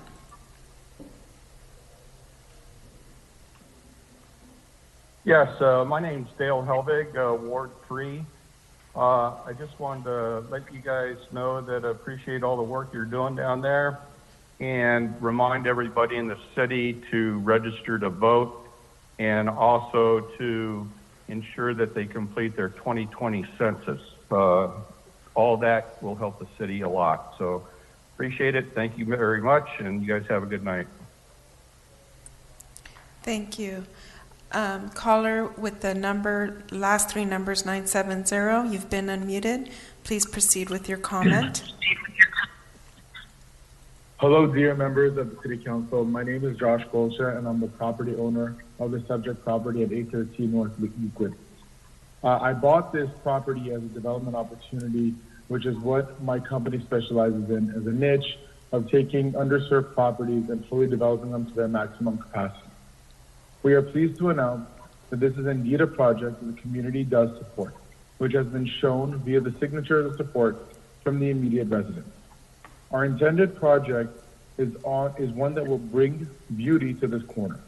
Our specific development will not only consist of on-site improvements, however, it will also consist of public improvements to include a new sidewalk panel, rebuilding the curb, removing a utility pole, new lighting, and new landscaping. Our on-site development will consist of providing new building with high levels of detail for its aesthetics, intricacy, and design. This project will provide financial benefits to the city as well. Being that this will be a convenience store and a gas station, it will allow for high tax dollars to the city. It will also be a new source of jobs, both during construction and once construction is finished. And finally, with a significant increase in the property value, this will dramatically increase the property taxes. While we were continued from our last meeting, we humbly are hoping to obtain approval for our project tonight. It appears that the main item that was on this topic was the hours of operation. The proposed C-store and gas is a use that is permitted by right between the hours of 5 a.m. and midnight. And as much as we can currently proceed accordingly, granting us a 24-hour operation would allow the city to impose guidelines and restrictions to accommodate the local constituents' desires. The site has been vacant for 33 years. I've been working on the site for 3 years. I'm a constituent of the city and support with my property taxes, which has increased as a result. May I request 10 more seconds? Go ahead, 10 seconds, go ahead. We have been as flexible as possible to allow for the city to deliver a project that they can stand behind and be proud of. A testament to that would be the unanimous vote of approval from the Planning Commission, as well as the staff level recommendation of approval. We want to be a developer that the city can be proud of. We look forward to enhancing the current blight-looking property to a brand new nice development in which our local neighbors can enjoy. Thank you very much and have a great evening. Thank you. Caller with the last 3 numbers 883. You are unmuted. Please proceed with your comment.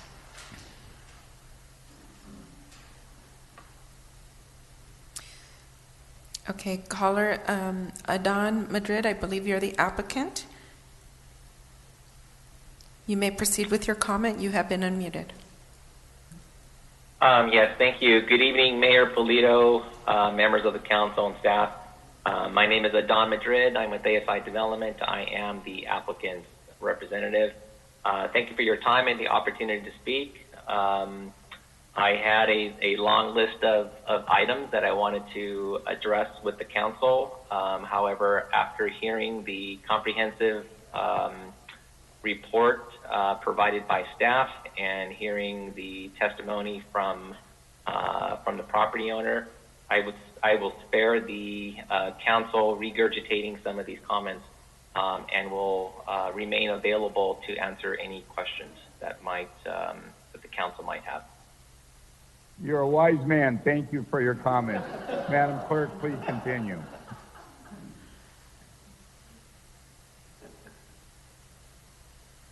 Mayor, we have no other callers.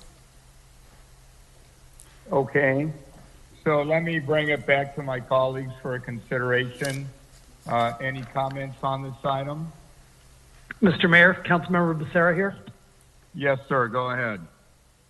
Thank you. Mr. Ty, I had just a couple of questions for you.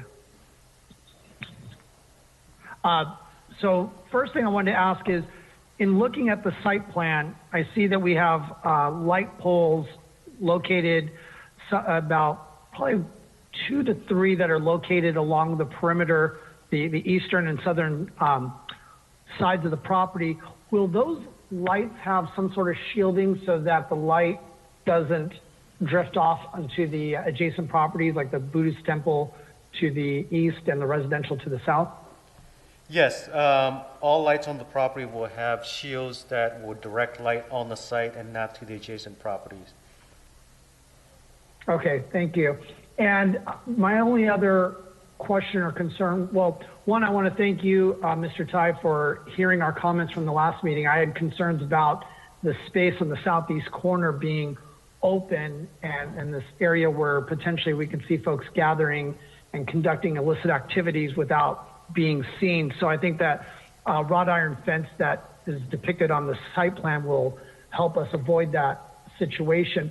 But what I did want to ask you about is, with the trash enclosure on the southern property line, it seems like it's in an awkward location.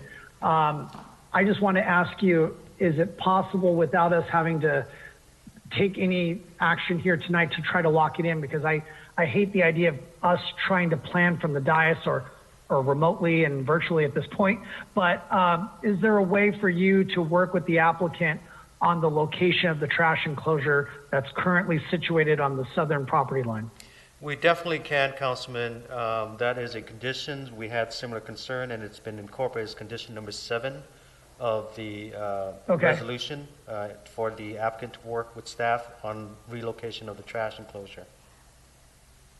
And I have one last question, Mr. Ty, and that is, as far as the walls on the southern and eastern walls, one thing I think that really helps in deterring graffiti, it's not perfect, but it goes a long way, and that is vines adorning the walls so that you have a nice green wall. It's environmentally helpful, and it's also, again, a good deterrent. Is that something that will be conditioned on this project should it go forward? That absolutely can be done. Okay. And what I want to ask you, Mr. Ty, is that, what I've seen on some of these projects is you get what looks like one single vine. And I know maybe there's hopes and prayers that this thing's going to one day blossom and cover an entire wall, but 6 months, a year later, it's just that single vine. So if we're going to incorporate that on this project, I would like to see a true, genuine green wall that covers the wall so we don't have any canvas for folks that want to graffiti it. I will work with staff to increase the density of the planting so that it's closer and higher density than an initial planting. Perfect. That's all I have, Mr. Mayor. Thank you, Mr. Ty. Thank you. Other comments by council members? If not, I would entertain a motion. Motion to approve. Second, Councilmember Peñalosa. Thanks for that. If no comments, roll call vote. Councilmember Becerra. Yes. Councilmember Mendoza. Yes. Councilmember Peñalosa. Yes. Councilmember Sarmiento. Yes. Councilmember Solorio. Yes. Mayor Pro Tem Villegas. Yes. Mayor Pulido. Yes. Motion carries 7-0. Okay, we are now on item 75B. That's correct. And if members of the public who'd like to make a comment, if they go ahead. Yes, so members of the public who'd like to make a comment, the line is still open until the mayor opens the public hearing item.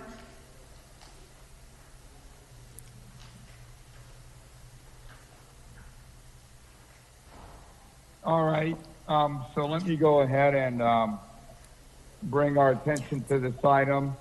I think this is just a weed abatement, $5,761.32. Is there a staff presentation? If not, I'll just go open up the public hearing for the public. Mayor, we do have a very brief staff presentation as it is fairly Go self-explanatory. ahead. I'll open up the public hearing. Go ahead. Thank you, Mayor. This is an annual notice hearing process that we are required to take in order for us to recover costs through our dangerous abatements program of dangerous building and abandoned buildings. It's the resolution affirming for this fiscal year on cost that we expended, and as part of this process, we will be able to file with the auditor controller for the County of Orange to recover the costs. This program provides us with the ability to step in and address properties that have dangerous conditions where property owners are either not acting in terms of the appropriate measure to abate the situation or do not take any action at all. We're able to come in, abate the action, and then also through this process we'll be able to recover our costs for those actions.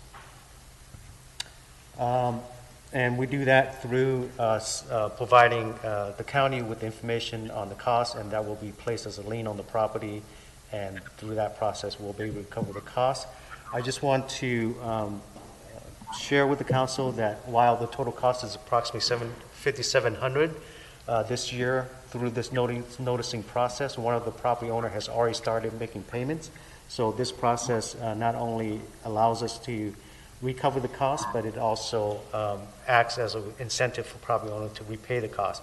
So this property at 1234 St. Anne has already started the process of repayment. However, we'll continue with this process so that we still have the authorization.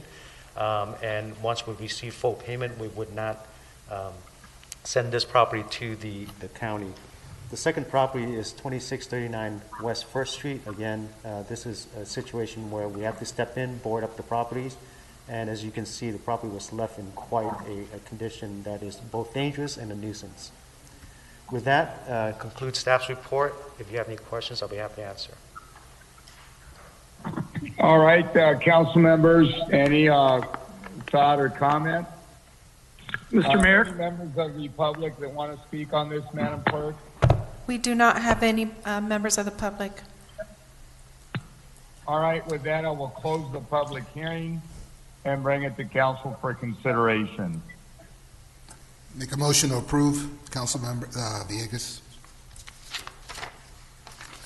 Second, Councilmember Mendoza. Thank you for that. Roll call vote, please. Councilmember Becerra. Yes. Councilmember Mendoza. Yes. Councilmember Peñalosa. Yes. Councilmember Sarmiento. Yes. Councilmember Solorio. Yes. Mayor Pro Tem Villegas. Yes. Mayor Pulido. Yes. Motion carries 7-0. Thank you. I believe that brings us to item 85A. First of all, Madam City Manager, do you have any comments on this before we engage? No, sir. This is the opportunity for you to discuss among your colleagues, and I stand ready for direction. All right. I think this was requested by Councilors Peñalosa and Sarmiento. Yes, thank you, Mr. Mayor. This is Councilmember Peñalosa. I requested 85A along with Councilmember Sarmiento to discuss and consider directing the clerk of the council to allow for public comments on agenda items via telephone as well as in person in an effort to encourage civic engagement while the local state of emergency due to COVID-19 is in place. So I had initially put this on the agenda before we had gone back to virtual meetings again because it was important for me to, protect the public health of our constituents and being the hotbed of the county in COVID cases, I thought it was irresponsible of us to ever, make constituents come into the city hall to make public comments in person. So I know we went back to virtual meeting, but given that, we jump back and forth so frequently, I wanted to have this discussion here with all of us, in public to come up with a firm, way to have public comments and allow them. I personally feel that we should, in the meantime, while the state of emergency is in place by the governor, my personal opinion would be to allow, public comments via phone. And, for those that wish to do it in person, as we allowed 2 weeks ago with the setup outside, to allow that too. It's to each their own. But to give the public options, that is where I want to make sure that we're transparent and allow for the public to make those comments in any way that they feel comfortable in. With that said, those are my comments. I want to make sure that we keep phone comments in place as long as the state of emergency from the governor is in place. I don't, just as the last time that the governor started scaling back, that's when we decided that in-person comments was okay. And I don't think that's right because of the high number of cases. So with that said, this is merely, to allow for civic engagement and to protect the public health.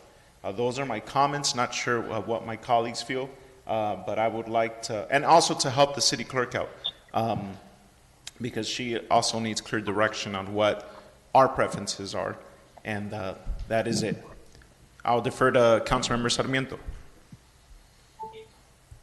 Thank you, Councilmember. No, I think you said it well, and this was done, in advance of the clerk of the council's decision to go virtual and allow for a phone-in option as well. And I think, in all fairness, I think the in-person option that we employed at the prior meeting was done to try to improve the public's ability to address the council.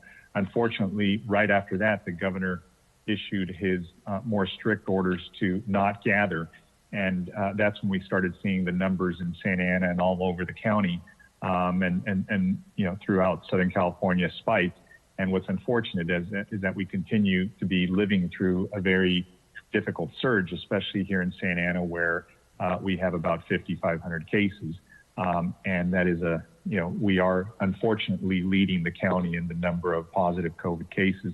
I don't see this going away anytime soon, so we did want to leave this on as a discussion item so we can give the clerk of the council as well as the city manager, but also our director of IT to be able to access support to make sure that the public's opportunity to be heard be protected, because we're dealing with two issues that we have to balance intelligently. One is, the public health and not endangering anybody who wants to come and address the city council, while at the same time making sure that we protect the public's right to be heard. And I think by having a well managed system, and I think tonight's has been really well done. So I think we have to give compliments when they're due. And I want to thank the clerk.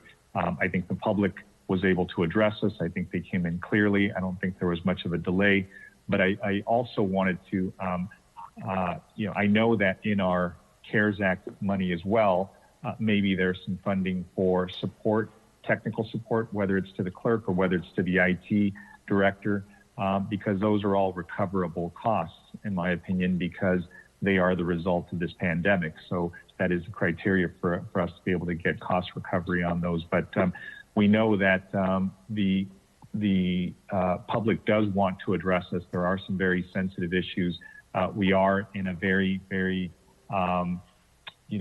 dangerous area right now in the city, just because, folks have, exposure and have some, immune system deficiencies, and we have to be sensitive to those. So to the extent that we can't provide options, as was said by the council member, I think it's a good thing, but I just wanted to make sure that both the city manager, the city clerk, and the IT director understand that they should be able to employ some additional support if they need to make sure that we do this. And one last thing is, I know that there are cities that don't even allow for public comment. So you have cities like Anaheim that are as large as ours, and I think they do all their public comments by email. So we do have to, I think, also be proud of the fact that we're trying to make sure that as challenging as it is, we're trying to do what we can to make sure we protect that the public's right to be heard. And those are my comments. Thank you. Thank you. Let me jump in for a moment, if I may. I know Councilor Sarmiento, and I've heard the way you run some meetings there at the Water District. I know this is a little bit different in terms of the volume and maybe the passion of some of the speakers, but I think it is important to be accessible. In our reality right now, I don't think we really should encourage people to come in person. So I think it would be a mistake to offer that option because we're, going against the governor's order, and we're also implicitly, I believe, leading them to believe that it's safe to do so. So I think for the foreseeable future, and I would venture to guess that this is for the rest of the year, that we're going to have to stay virtual and going to have to kind of do business the way we did it tonight. If somebody can make a different case, please make it. But if not, I think this is going to have to become the new normal until we're out of the pandemic. And again, I just don't see a big change anytime soon.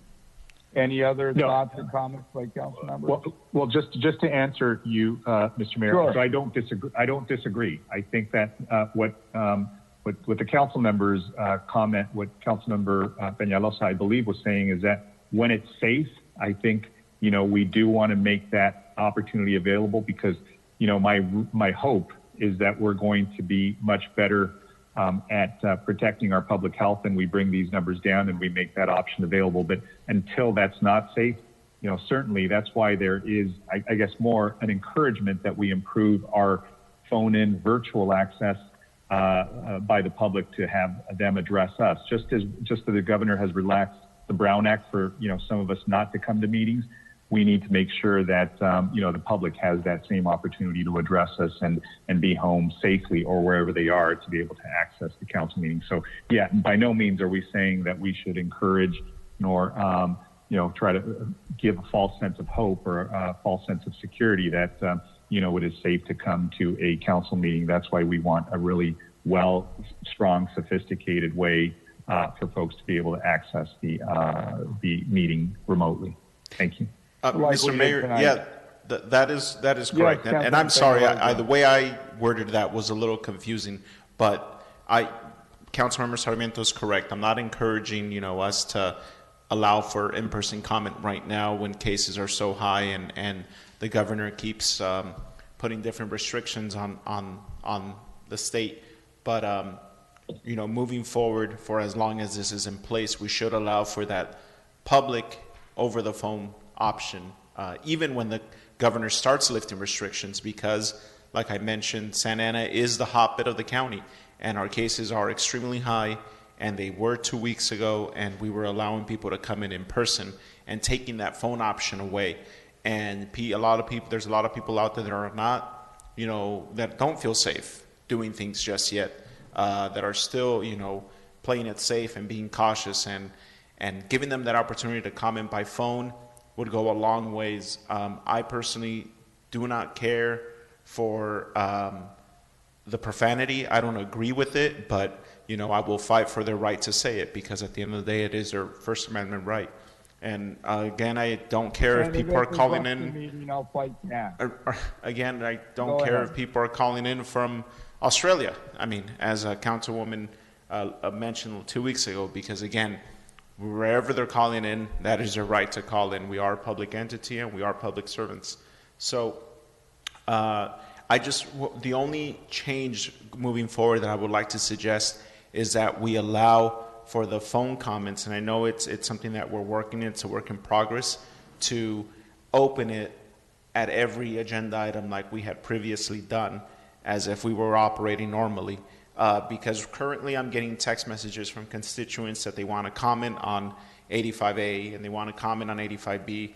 I mean, we've done it for decades where public comment is at the end and everybody gets to comment. So if we allow a period where at least we could not just notify the public that we're going to just do public comment in the beginning for every agenda item, and that's it. It doesn't give, people are used to doing it one way, and we're changing them on them frequently, and I don't think that's appropriate. So, but yeah, I didn't want to encourage people to come in, to speak in public in person, but as long as we make those options available for them. Mr. Mayor, Councilmember Becerra here. Yes, Councilmember Becerra. I want to thank my colleagues, Councilmember Sarmiento and Councilmember Penaloza, for bringing this item forward. My first action when I became a planning commissioner was to try to ensure that the public knew where we were meeting. We were meeting in 2 different locations depending on the meeting. We had one point we were in the council chambers, another point we were in another part of City Hall, and it felt like it was deliberately confusing. So I agree with the idea of anything that we can do to be a leader in Orange County and beyond in transparency, I think is a wonderful thing, and I appreciate my colleagues bringing it forward. What I do want to clarify, though, is that when our clerk had set up for folks to come in and comment in person, this was right before the spike that we're experiencing now was taking place. So I wanted to say that I think that our clerk was trying to address the situation. She had a system that was not working, and thankfully it is working now, and I thought it went very well tonight. So I want to thank our city clerk for helping run this meeting in a very efficient way while still providing an opportunity for our residents to voice their concerns regarding our agenda items. But one thing that I just want to share with Councilmember Pelosa, while you're hearing a lot of constituents, express their concerns about where the public comment portion of the agenda is located, it's funny, a lot of folks are appreciative that we're now having the public comments at the beginning of the meetings, because for a long time they were at the end, and you're right, a lot of people got used to that, but it wasn't something that they welcomed, and it wasn't something that they really enjoyed, at least a lot of folks that I'm speaking to. So I really appreciate how this meeting is run, or has been running tonight, and having the comments at the beginning on all the items except for the public hearing items, I think is a way that balances efficiency, but still provides that opportunity for folks to call in and express what they feel about these agenda items. I think it goes without saying that we don't want to have people coming in to make comments at City Hall during the spike in the pandemic at this time. When it is safe, of course, we want to open our chambers. I think Councilmember Sarmiento will always affectionately refer to our chambers as the People's Hall. And I agree. I think it's somewhere where we want to, at some point, have folks coming in and addressing us face to face. But right now, obviously, it's important for them to do it via the phone. And I think that, I would say I appreciate our clerk and our IT staff for fixing the equipment and making sure that our residents do have the ability to safely call in on the agenda items. So again, I want to express my appreciation and thank our 2 colleagues for bringing this item before us. I do support the idea of continuing the telephone comments. I like the way it's being done now at the beginning of the meeting on all the items except for the agenda items. That's my comments. Thank you, Mr. Mayor. All right. Again, I think we don't have much of a choice right now. It's the only way that we can do it safely. But if there's no more comments, let's go on to item 85B as in boy. Who had that item? Really quick, Mr. Mayor, this is Councilman Peñalosa. Can we have the city clerk kind of maybe state because I don't think there was a majority direction on what's going to happen with the public comment. So I want her to state what is going to happen in the next couple of months until the state of emergency is in place. So what I have is we're going to continue on the virtual comments only. We're not going to look into the in-person until it does appear where it is safe, and I think that is a long way from now. And I think having it at the beginning of the meeting, with the exception of public hearing items, will continue on. If we keep changing it on the residents, as you said, it is confusing. And I am in communication with a lot of community organizers, a lot of residents, a lot of numbers that I got tonight. I'm calling them back. I'm being proactive about making sure that we can address any issues that they're experiencing, so that way they don't continue to be confused about what they're doing. I have been getting a lot of residents telling me that they prefer to have it at the very beginning of the meeting, and it's much easier because you don't know when the cutoff is and you don't know when they're wanting to speak for what item. So having them speak at the very beginning of the agenda has been working successfully, with the exception of public hearing items. So they have until a certain hour to call in, right? Yeah, so we opened up the line today at 5 p.m. and I had about a dozen people call in today. A couple of them called in just to practice, to make sure that they felt comfortable with the process. They had no comment to provide tonight, and then they went ahead and hung up. But all of the other ones waited online since 5 p.m. I spoke to them, made sure that they understood that we're not virtually raising our hands. We provided communication not only through our subscriber email list, for agenda subscribers, but we also submitted several, I think maybe 2 or 3 different social media platforms where we went ahead and continuously provided information since Thursday, the day of publication for the agenda. We updated our website, and I will follow back with any of the residents who had any issues at all, and I have every one of their numbers, so that way I can get that communication. And last question, what is the last time, the cutoff time, where callers could call in and if they want to speak on any of the items?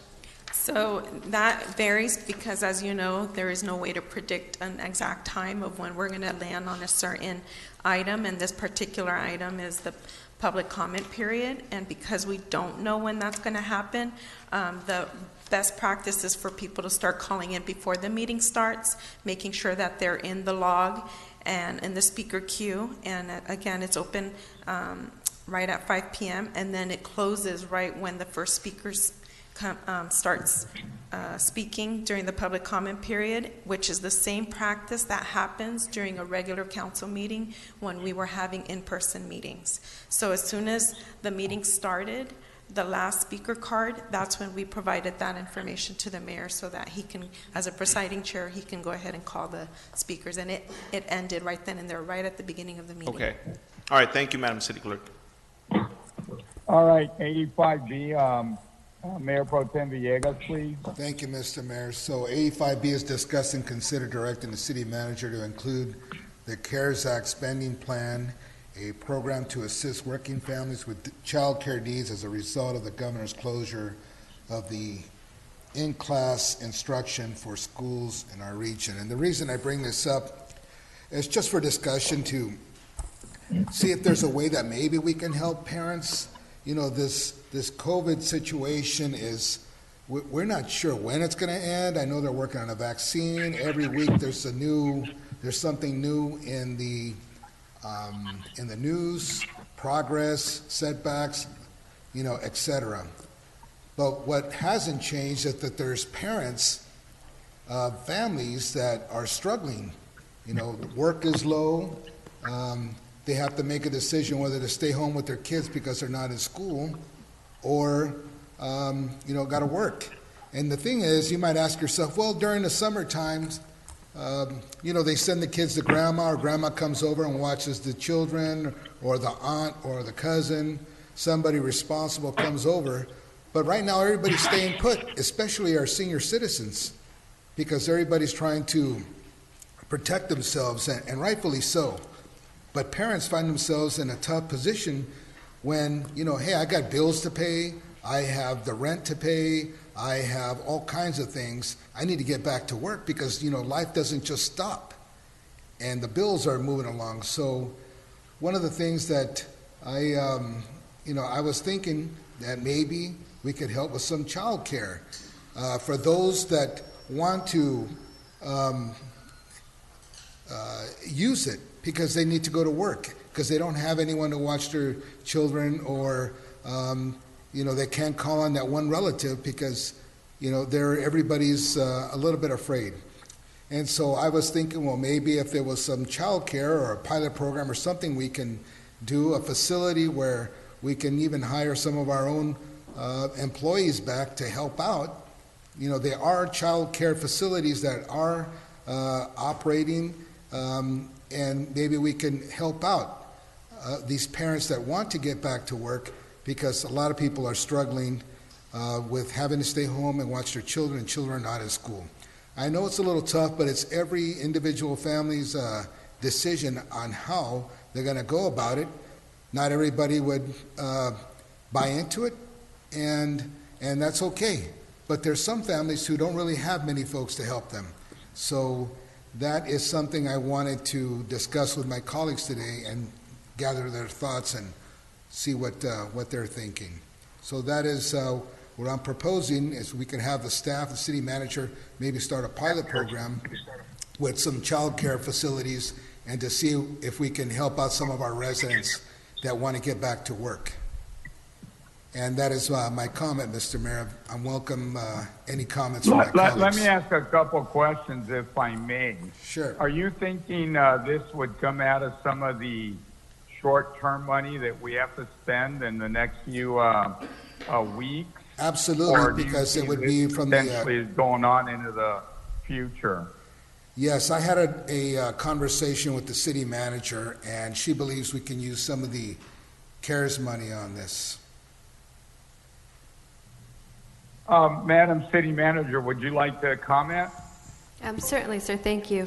So I would look to the state. They have provided subsidized child care early on because of COVID to first responders, so that those first responders could still show up at work and have their children taken care of. So I would first look to that to see if there's a way that we could duplicate it and provide those services for the residents that are impacted by COVID in our community. I do believe we will have dollars available to do that.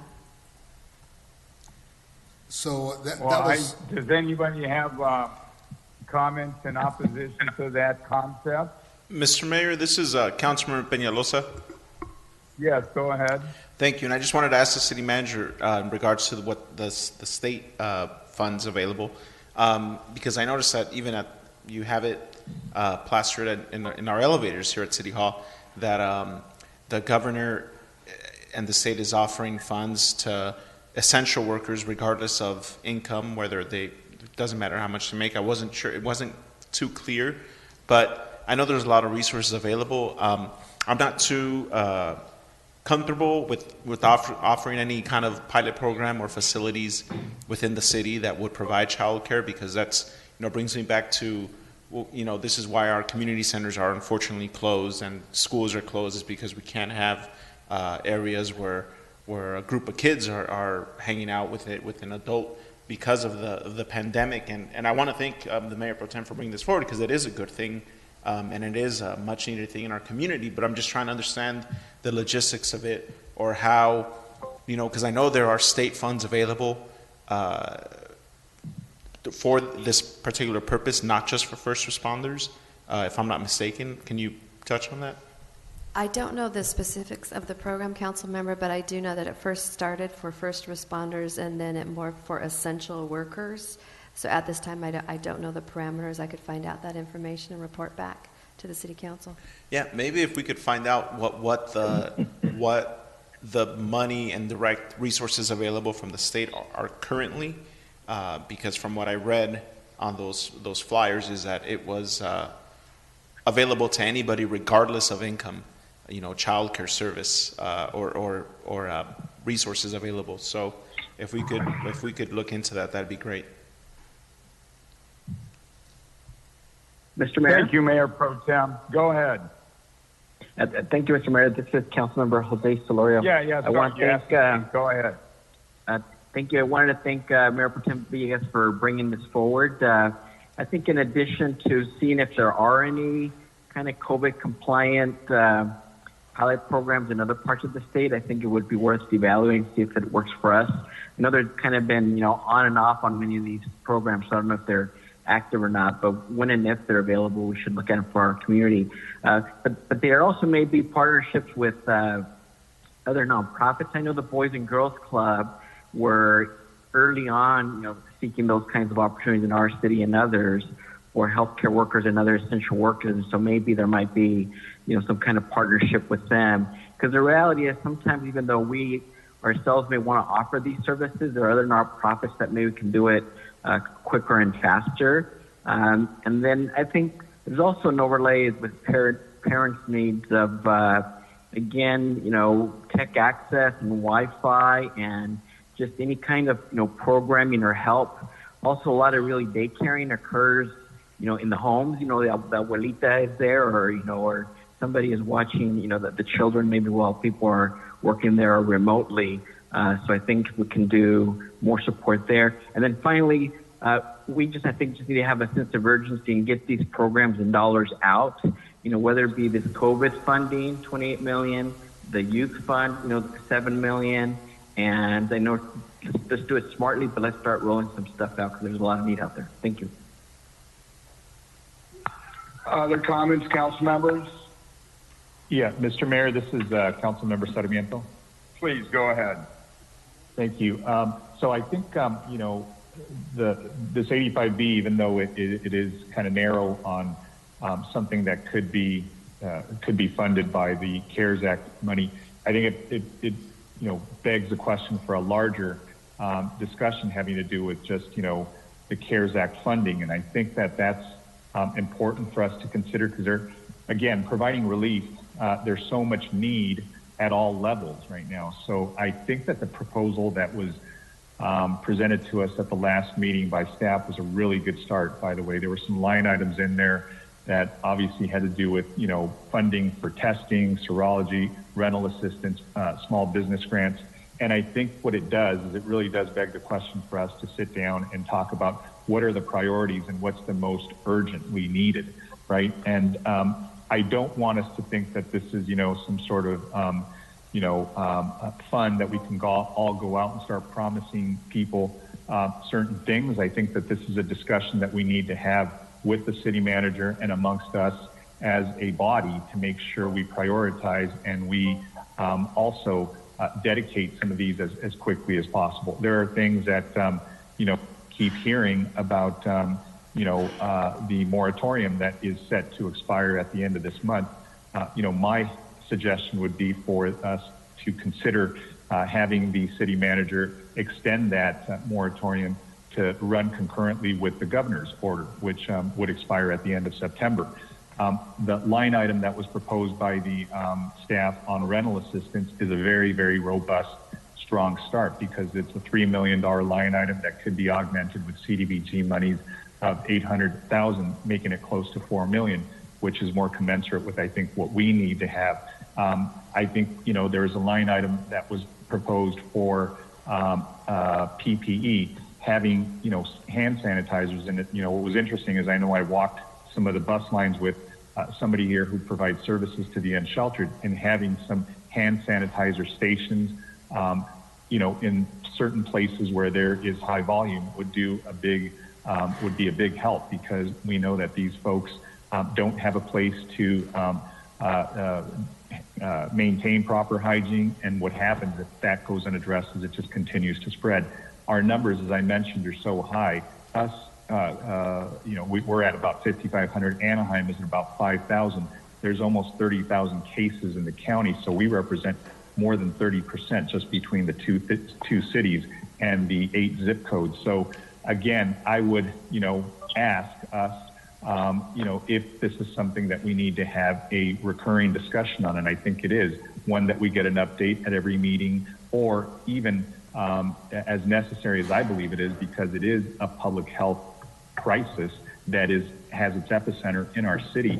We should be meeting even in between our regular meetings, just to get updates, just to be able to move more quickly, because what I hear consistently from all of us is that this money, when it comes, because I know it's not going to come in a lump sum, I believe it'll arrive in increments. How do we deploy it as quickly as possible for those problems that we have that are immediately necessary? So whether it's, the testing, the serology, whatever. And one of the line items I think that is missing here is the eviction defense fund for those bad actors that are trying to evict people during this time. So that is something that I know we have a good template for because we've done it with the deportation defense fund. This wouldn't be a high price cost, but it would prevent those that are being harassed and by landlords who are using self-help to be able to go ahead and defend themselves and have an opportunity for a strong due process in court. So when that comes about, but I just think it begs for a larger discussion. I think it has to be something that we consider, maybe Mayor Pro Tem's idea, other ideas that we know are bubbling up, and we hear that there's just so much need, and we need to provide good, intelligent responses. Those are my comments. Thank you.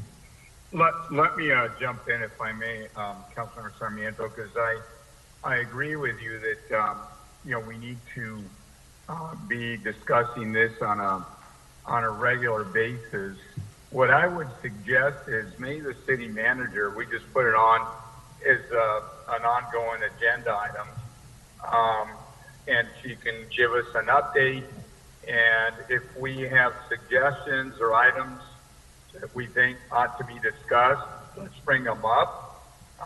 If it becomes too much, may we have to have special meetings. That I'd be happy to call those if it's warranted. I'll tell you that what I've found is these problems are so difficult.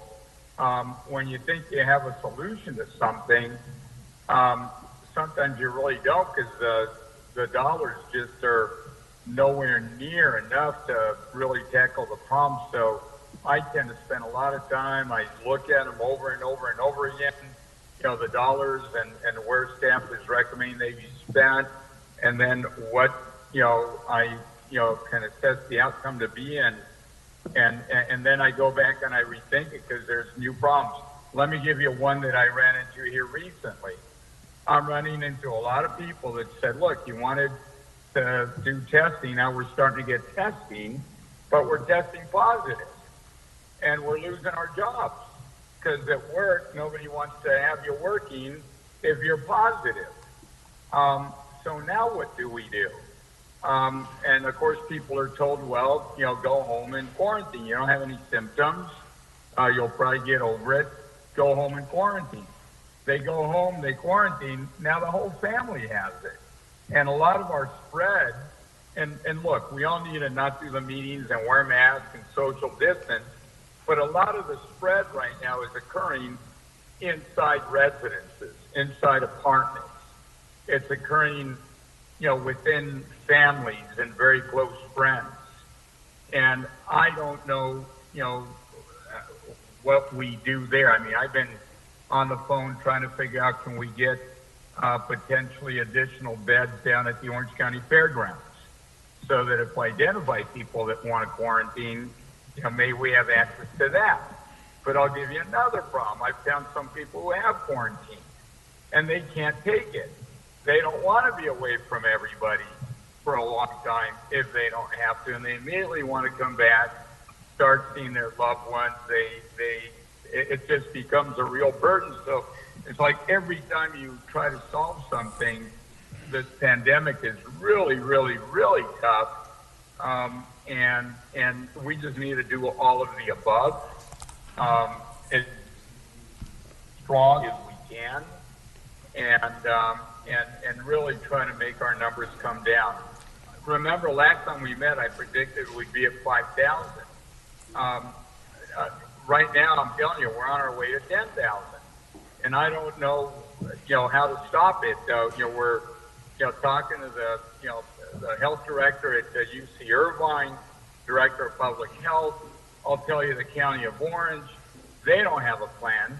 They do have enough money. Back in March, they received $554 million. If you just did a pro rata, which is why I formed that mayor's group and try to get money from the county, we would have received over $60 million back then. And believe me, we'd be doing something with it by now. They still are going at a snail's pace. And meanwhile, we have over 130, I think it's 138 deaths now as of today in Santa Ana. We're going to be at 6,000 cases by tomorrow. And the county, they are, doing very, very, very little. So I suggest maybe the city manager can put out a more detailed update, for the city council and the community, but just some kind of an update, and then let's maybe, we consider either a special meeting or adding this to our agenda in 2 weeks. But right now, it might be a good time. But I'd like to see not only ideas, but let's do as much homework as we can on our ideas and ask the question, where does it lead? What next? Does it really solve a problem, or does it cause another problem that we also have to have a solution for? And I'll tell you, we're not the only city suffering from this. I'm telling you, California is going to surpass New York very quickly in terms of the total number of cases. And of course, you can say, well, we're bigger. But look, we were doing a lot better. We've always been bigger. I believe New York got it earlier because it came from Europe, and they had their guard down, and we put our guard up in the beginning. Our problem has been, as a state, we put our guard up and we thought we were doing well, and then we put our guard down. And now it's hitting us very hard. And we always have known that Santa Ana is, very susceptible to this. We've always been a tumbleweed, as are, portions of Anaheim. And it's not all of Santa Ana, by the way. When you look at the counts within the zip codes and then more information within, it's not the entire city at the same level. But we're not going to be well and healthy and safe until we help get our residents through this, especially our lower income residents that can't quarantine, that need the job just to live, to eat, and so maybe let's thank Mayor Pro Tem for putting this on, but this is a much bigger issue. I think our $28 million are not nearly enough, but that's all we've got, and we need to deploy them quickly so that it can make a difference, and we need to deploy them as effectively as we possibly can, and that's a very, very, very tall order. But why don't let me reach out to several of you, and let's see if either a special meeting is in order, or if you all have ideas that you want to add, let's run them by the city manager. I know she's working every day in one form or another on this, and right now I don't think it's the issue of the day. I think it's the only issue. This issue, will have ramifications potentially, for many, many years to come. So, additional comments or thoughts from my colleagues? Mayor Pulido, this is Councilmember Mendoza. Yes, please, Councilmember. Yes, I know that the governor directed the schools to look into childcare as well. So if the city and the school district work together, I know that we can come up with solution to this childcare issue. And currently, the board is waiting for an update from the superintendent. So I think this is a very good program where the city and the school district can work to find a solution to this problem. And it'll be beneficial to our residents and our children. Thank you, Councilmember Mendoza. Thank you Mr. for Mayor, that if I can say suggestion. something. Additional comments? Yeah, Mr. Mayor. Thank you, Councilmember Mendoza. I was thinking that maybe if we did do something, that the school district could help us with their meal program. And, just to see how this goes. As a parent, and some of the council members, do not have children, but if you're at home and you have kids and they're not going to school and they're at home and you have to go to work, I mean, it's a tough one. There's no clear answer to it. Every family has their story and every family has their challenges, and they have to make the decisions. And I think this is something that could help, because not everyone gets financial assistance. Not everyone's receiving money from the government. And so, there's folks that, they're really in a tough spot. Do I go out and go to work and see what I do with my kids, or do I just stay here and hang on to, whatever I can? So this is just something I want to look into, and I think it's worth exploring more. And I want to thank my colleagues for their comments, those that were for it and against it as well. Both are, very valuable for us to continue the discussion. Thank you. Thank you, and thank you, council members. Let me go on to city manager comments, please. Thank you, Mayor. Just 3 items tonight, and actually the first one is an update on our planning efforts. I know this is one of our highest, or the highest priority. Unfortunately, our city does remain the hardest hit in the county, and our county is the second hardest hit in the state, just behind LA County. So I wanted to give you an update of our planning activity that is happening behind the scenes, and I think the robust dialogue on 85B, and I know several of you have individually reached out to me and referred different vendors and ideas. Please keep them coming. I really like the idea of having a routine you receive and file so that I can keep you updated. And I do think there probably is a need for a special meeting, since you are dark for your first meeting in August. But just to let you know what we've been working on, we have an interdepartmental team that's working diligently to help with the critical steps of the spending plan, which includes setting parameters, getting proposals, executing contracts, identifying and designing a dashboard to track our performance.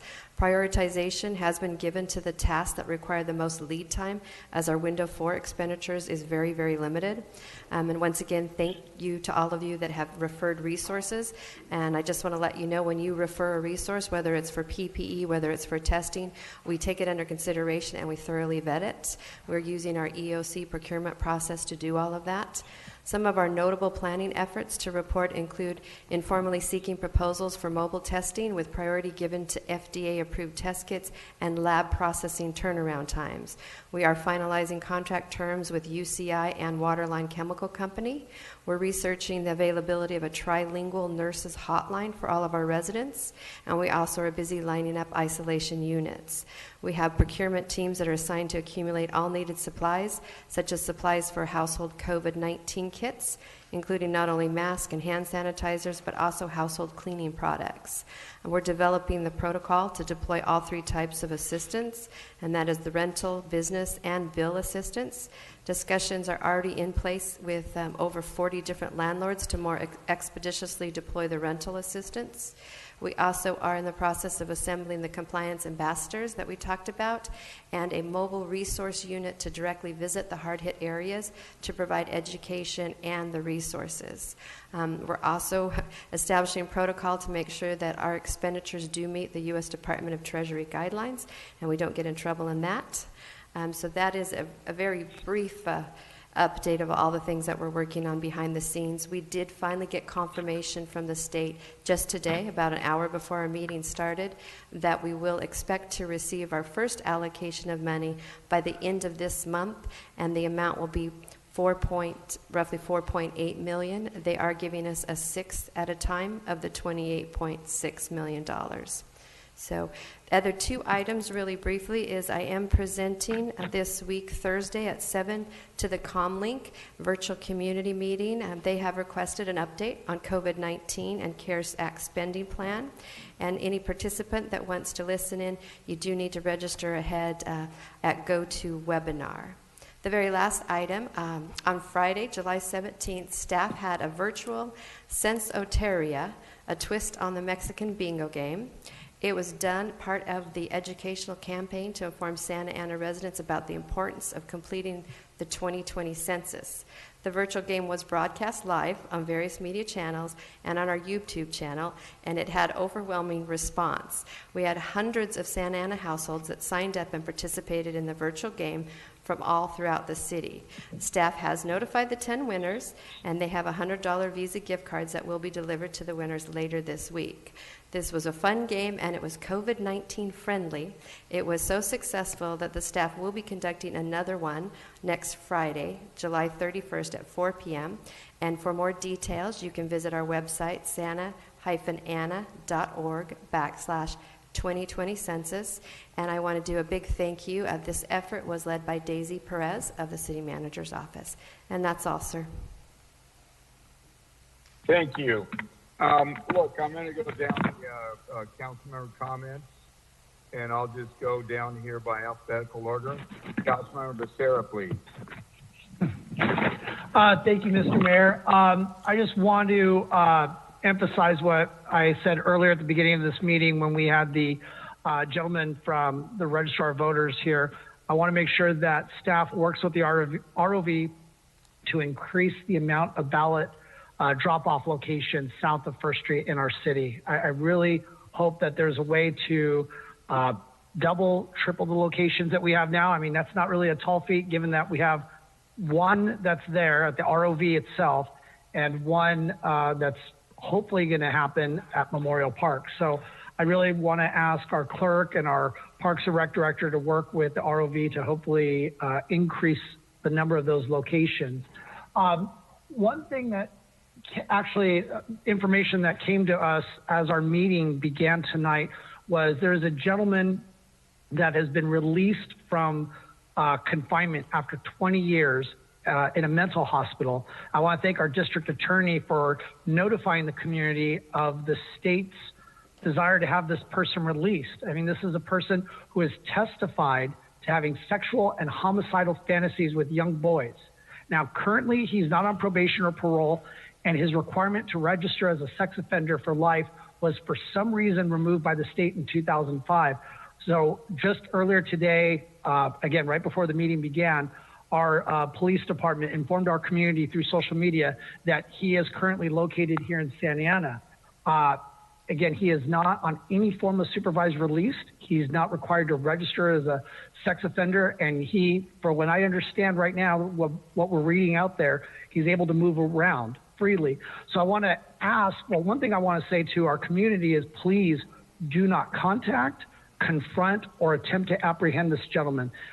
Please call the police if you see anything suspicious happening, as you should with any crime. But I want to ask our police chief at this point in time, other than just simply relying on you to address any potential situations that may happen, is there anything that we can do as a community regarding the situation?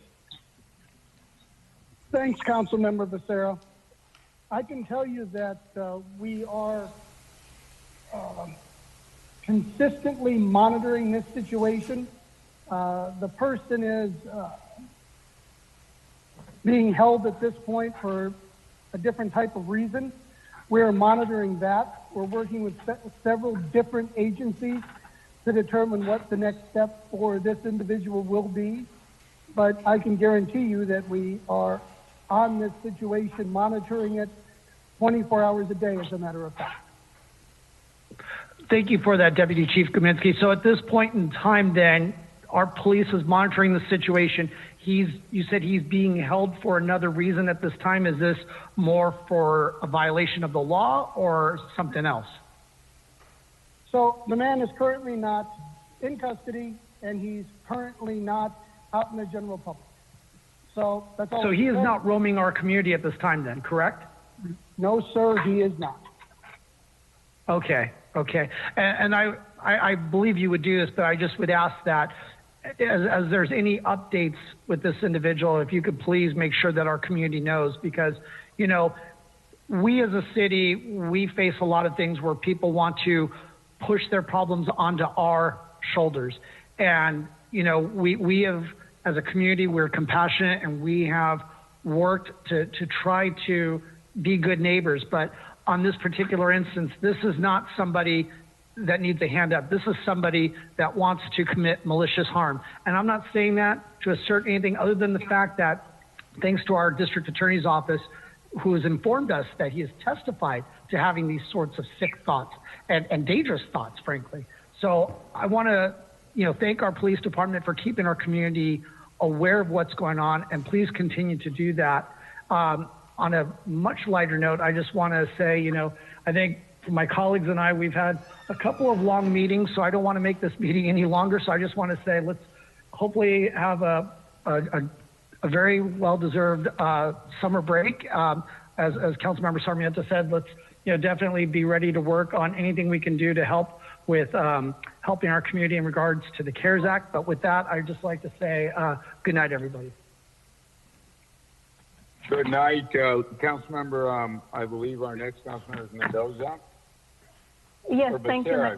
Mayor. No, wouldn't it be Becerra alphabetical order? Go That ahead, was the- Mendoza, go ahead.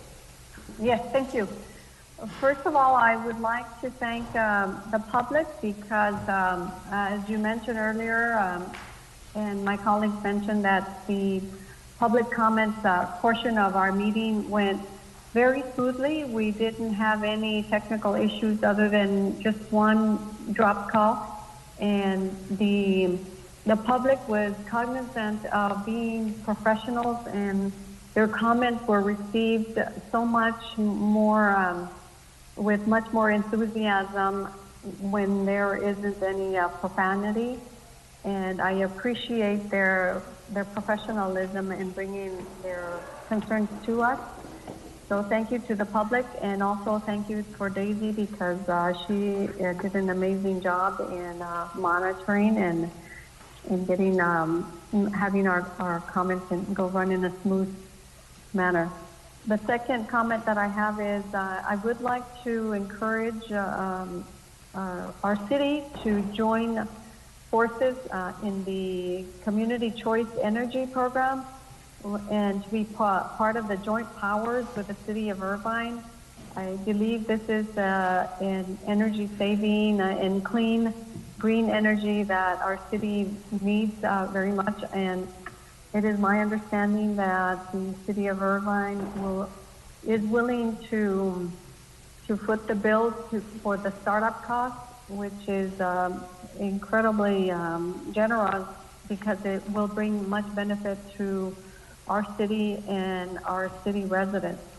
And in addition to this, people will still have a choice as to remain with Edison or switch over to this other, this new service. So I encourage our staff to explore that and maybe to bring that at our next council meeting or in the near future.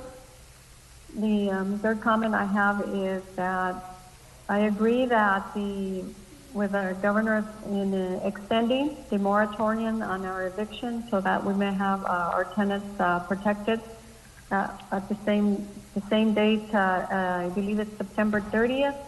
So if our city can work in conjunction with in extending that eviction moratorium, that would be great for our tenants. And lastly, I want to thank Daisy Perez for the idea of the census loteria. It's a great idea, and it's a method, a productive and effective way to get our residents to participate in the census. And I actually wanted to participate, but I read on there that city staff or employees could not participate. So I was bummed. I will not get a chance to win that $100 visa, but that's okay. I get rewarded in other ways. And those are my comments. Thank you, Mayor, and thank you to staff and everyone who has been jumping in to get our city running smoothly and to keep our residents safe and to working and finding solutions to the COVID restrictions and getting our residents tested as soon as possible. Thank you very much. Thank you. Councilor Peñalosa, please. Thank you, Mr. Mayor. And I won't go too much into detail with what Councilmember Becerra brought up, but I did wanted to, encourage our community to just like Garden Grove did, just like Corona did, just like San Diego did, let's rally up and chase them out, because nobody should be allowed anywhere in any city. I mean, they should be locked up forever. That is just my honest opinion. With that said, I just wanted to also thank staff again for all the amazing work they've been doing the last couple of months throughout COVID. And of course, I want to remind everybody to not forget, if you haven't already done so, to fill out the census by visiting www.my2020census.gov. It's going to take you no more than 10 minutes, and you're going to have a positive impact on the next 10 years of our community. I know that the president, unfortunately, is using the census as a scare tactic to harm and scare our community. Communities just like Santa Ana, and it is hateful and it is hurtful, and it does a huge disservice to a city like ours. So don't listen to that mess. Fill out the census. No one can use it against you. It's only going to help all of us in the long run. So again, www.my2020census.gov. That is it, Mr. Mayor. Good night. Thank you for that message. Thank you for that message, Councilor Peñalosa. It's so important, and right now with the pandemic, it makes the census doubly difficult. But thank you. Councilmember Vince Sarmiento, please. Yes, thank you, Mr. Mayor, and I want to thank you for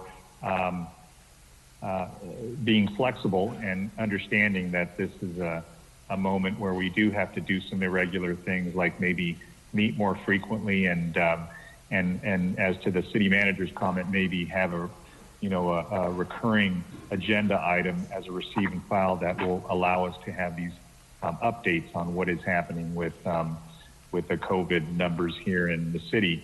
And when you hear it that way, we're the second highest county, just after LA County in the state, and we are the city with the highest number.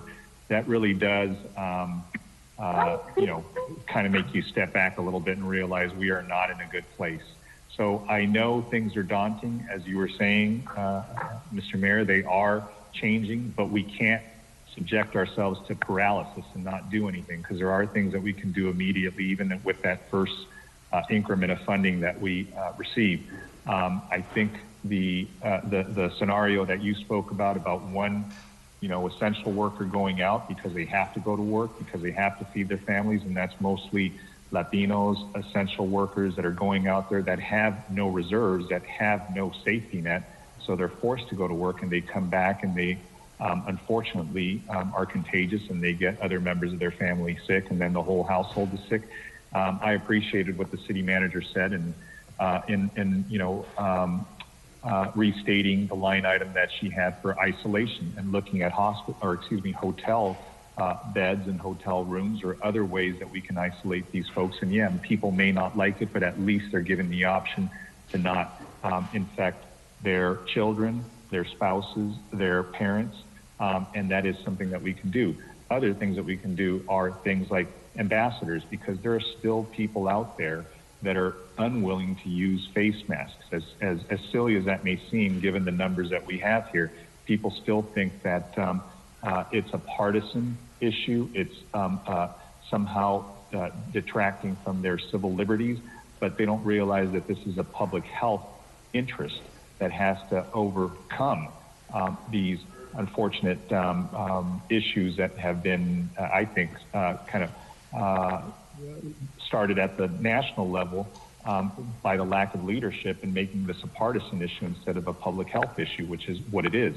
So I think that we could, start working with our businesses, working with our residents, having ambassadors immediately trained, and this one is that Nellie, I think your speaker's on.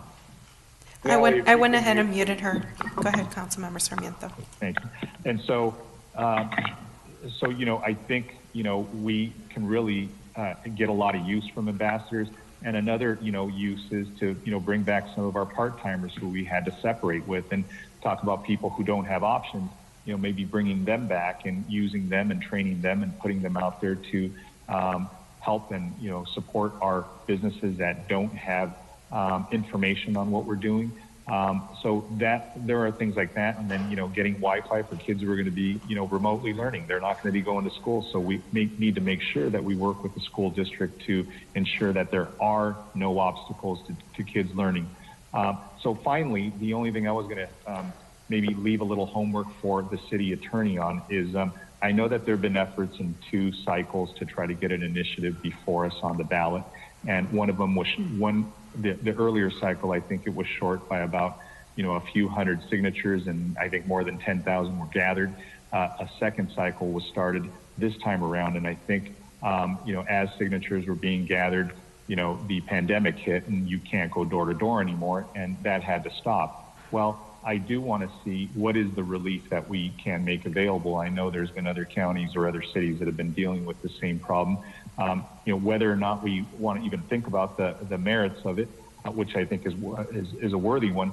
But that aside, when people gather more than 10,000 signatures for anything, and because they were short by some, and again, a pandemic gets in the way, I think we at least have the obligation to research what sort of relief we can afford. So if you don't mind, Madam City Attorney, maybe bringing something back to us, or maybe circulating a memo to the council on advising us what the options for relief are on that. And with that, I will say good night to everybody. Hopefully everybody has a good night.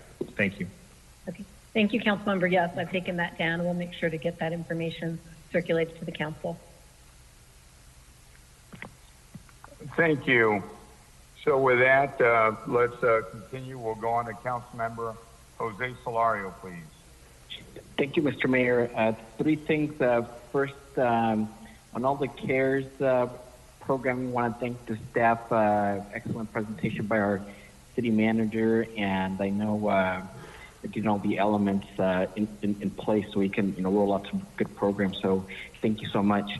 And I too agree that there may be new opportunities for some of the SEIU workers that currently don't have a Parks and Rec center to go work at, and whether that be sanitation, whether that be things like maybe even daycare or brand ambassadors, compliance ambassadors, things of that sort. I think that would be something we need to be looking at. And I know that there's some out there thinking that we cut money out of the budget that was for SEIU, but the dollars I believe are still there. And we're just hopeful that in the future we might be able to bring them back in a place where they can work. Finally, similar to what Councilmember Mendoza said, I am interested in some type of follow-up on the community choice aggregation. Very nice comments that were made during public comments, and not long ago I had also reviewed the initial letter by Mayor Shea that was sent to Mr. Mayor Polito. And so my request would be that maybe City Manager, if you can look at that letter and work with Mr. Mayor to see what makes sense. I think it was just indicating interest, so a letter of interest. So that might be an easy first step for us to consider. That is all. Thank you. Thank you, Mayor Pro Tem. Thank you, Mr. Mayor. Just briefly, I want to thank Artesia Pilar. They had their first virtual meeting last Thursday, and it was very successful. I want to thank Lucy Solorzano from Artesia Pilar for hosting, and Scott Kuttner and all the staff who made that possible. And we were briefed on the Tiny Tim Plaza project, and I was able to give a brief update on what's going on within the ward. And thank everyone for joining us this evening, and good night. Thank you, Mr. Mayor Pro Tem. I just want to end here with a few items. One is that on community aggregation, definitely something we should look at. I just don't know if the timing is right. The reason I say that is I think Irvine is being driven a little bit artificially by a council member that's very interested, and so they've kind of set their own internal deadline but they need others to come in on it. So we should go in, but only if the city manager suggests and agrees that fiscally it's a responsible time for us to potentially take on the burden, because even though there's a lot of long-term upside, there are some short-term expenses that we would have to front, and it might just be difficult timing. But look, ultimately, our goal should be that we want to be a nonprofit and our own utility ultimately, and really ultimately emulate what other cities have done. Look at all the municipal systems, and with the exception of LA, where I just think they've lost control, but most of the other cities like a Riverside or a Sacramento or an Anaheim, they typically have lower rates, greener power, better infrastructure, and better service. And so definitely, now that Edison more and more is getting out of the business, we have to start looking at options like community aggregation. And if the timing's right, let's move now. If it's not, let's just leave it in the city manager's hands as to when, fiscally, she would recommend such consideration. But definitely something that we ought to be thinking about. Secondly, I just want to tell you all that I'll be reaching out to you. Maybe there is a good time and a good reason for a special meeting. I don't think we need to do them constantly, but because it's just, the nature of this is, it's not that we freeze, it's just that you want to act judiciously, and that takes a lot of thought, because this pandemic is so complicated, and in many ways we're alone. Other countries that I think have dealt with it successfully have had just a whole different set of metrics and parameters and approaches, and strong partnership with their federal government.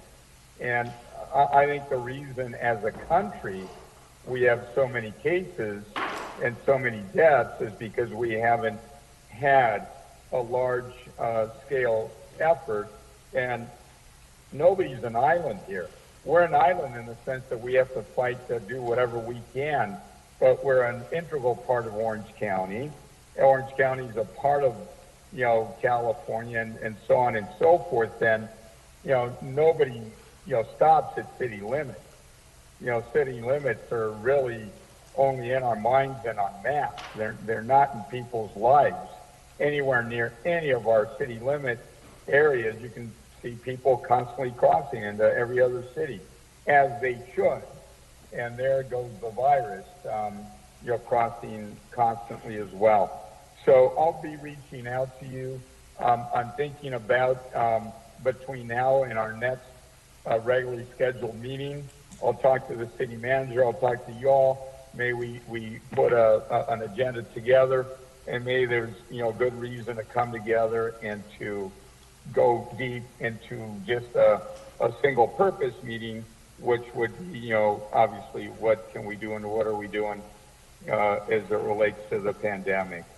So with that, let me go ahead and it's nice to shorter meeting. Not that that's our goal. Our goal is not short meeting. I believe it's to get the people's work done in an efficient manner.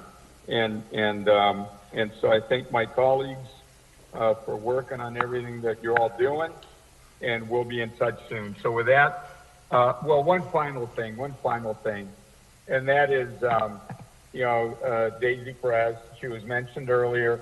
I know part of what she's wanting to do is with this effort as it relates to the census, we can put a little bit of a different approach to it and use it to educate people as it relates to the pandemic. Because a lot of this is going to be trying to get people to wear masks indoors at their home, which is a terrible thing to do to people. it's like, oh my God, now I have to wear it at home? Are you kidding? But if somebody's infected and they can't quarantine, we really have to convey that message. And I think we can do it, through several different efforts. And I think that's the single most important thing we could do that will really, really bring down our spread and our deaths and everything else.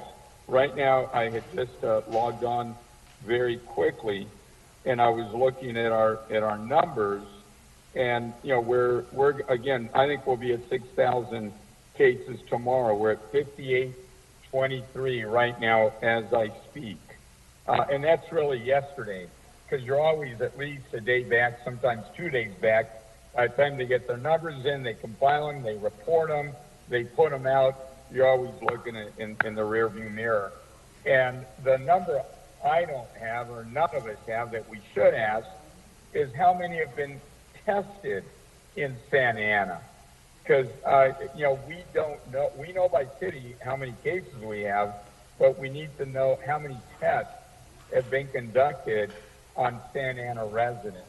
Because it could be that we're lower in terms of a testing rate than other cities, and therefore our numbers potentially are more inaccurate than others, and obviously, and even then we're already leading. But I think a reason we're leading is also, I believe we're the largest city in the county because of our undercount. And I know that's what Councilor Peñalosa and all of us are trying to do to get the census count up, but I'm telling you, we're a much bigger city than the census gives it credit for, and the undercount has been with us for decades. We've done a lot to correct it, but we're not there yet. So with that, let me just thank council members.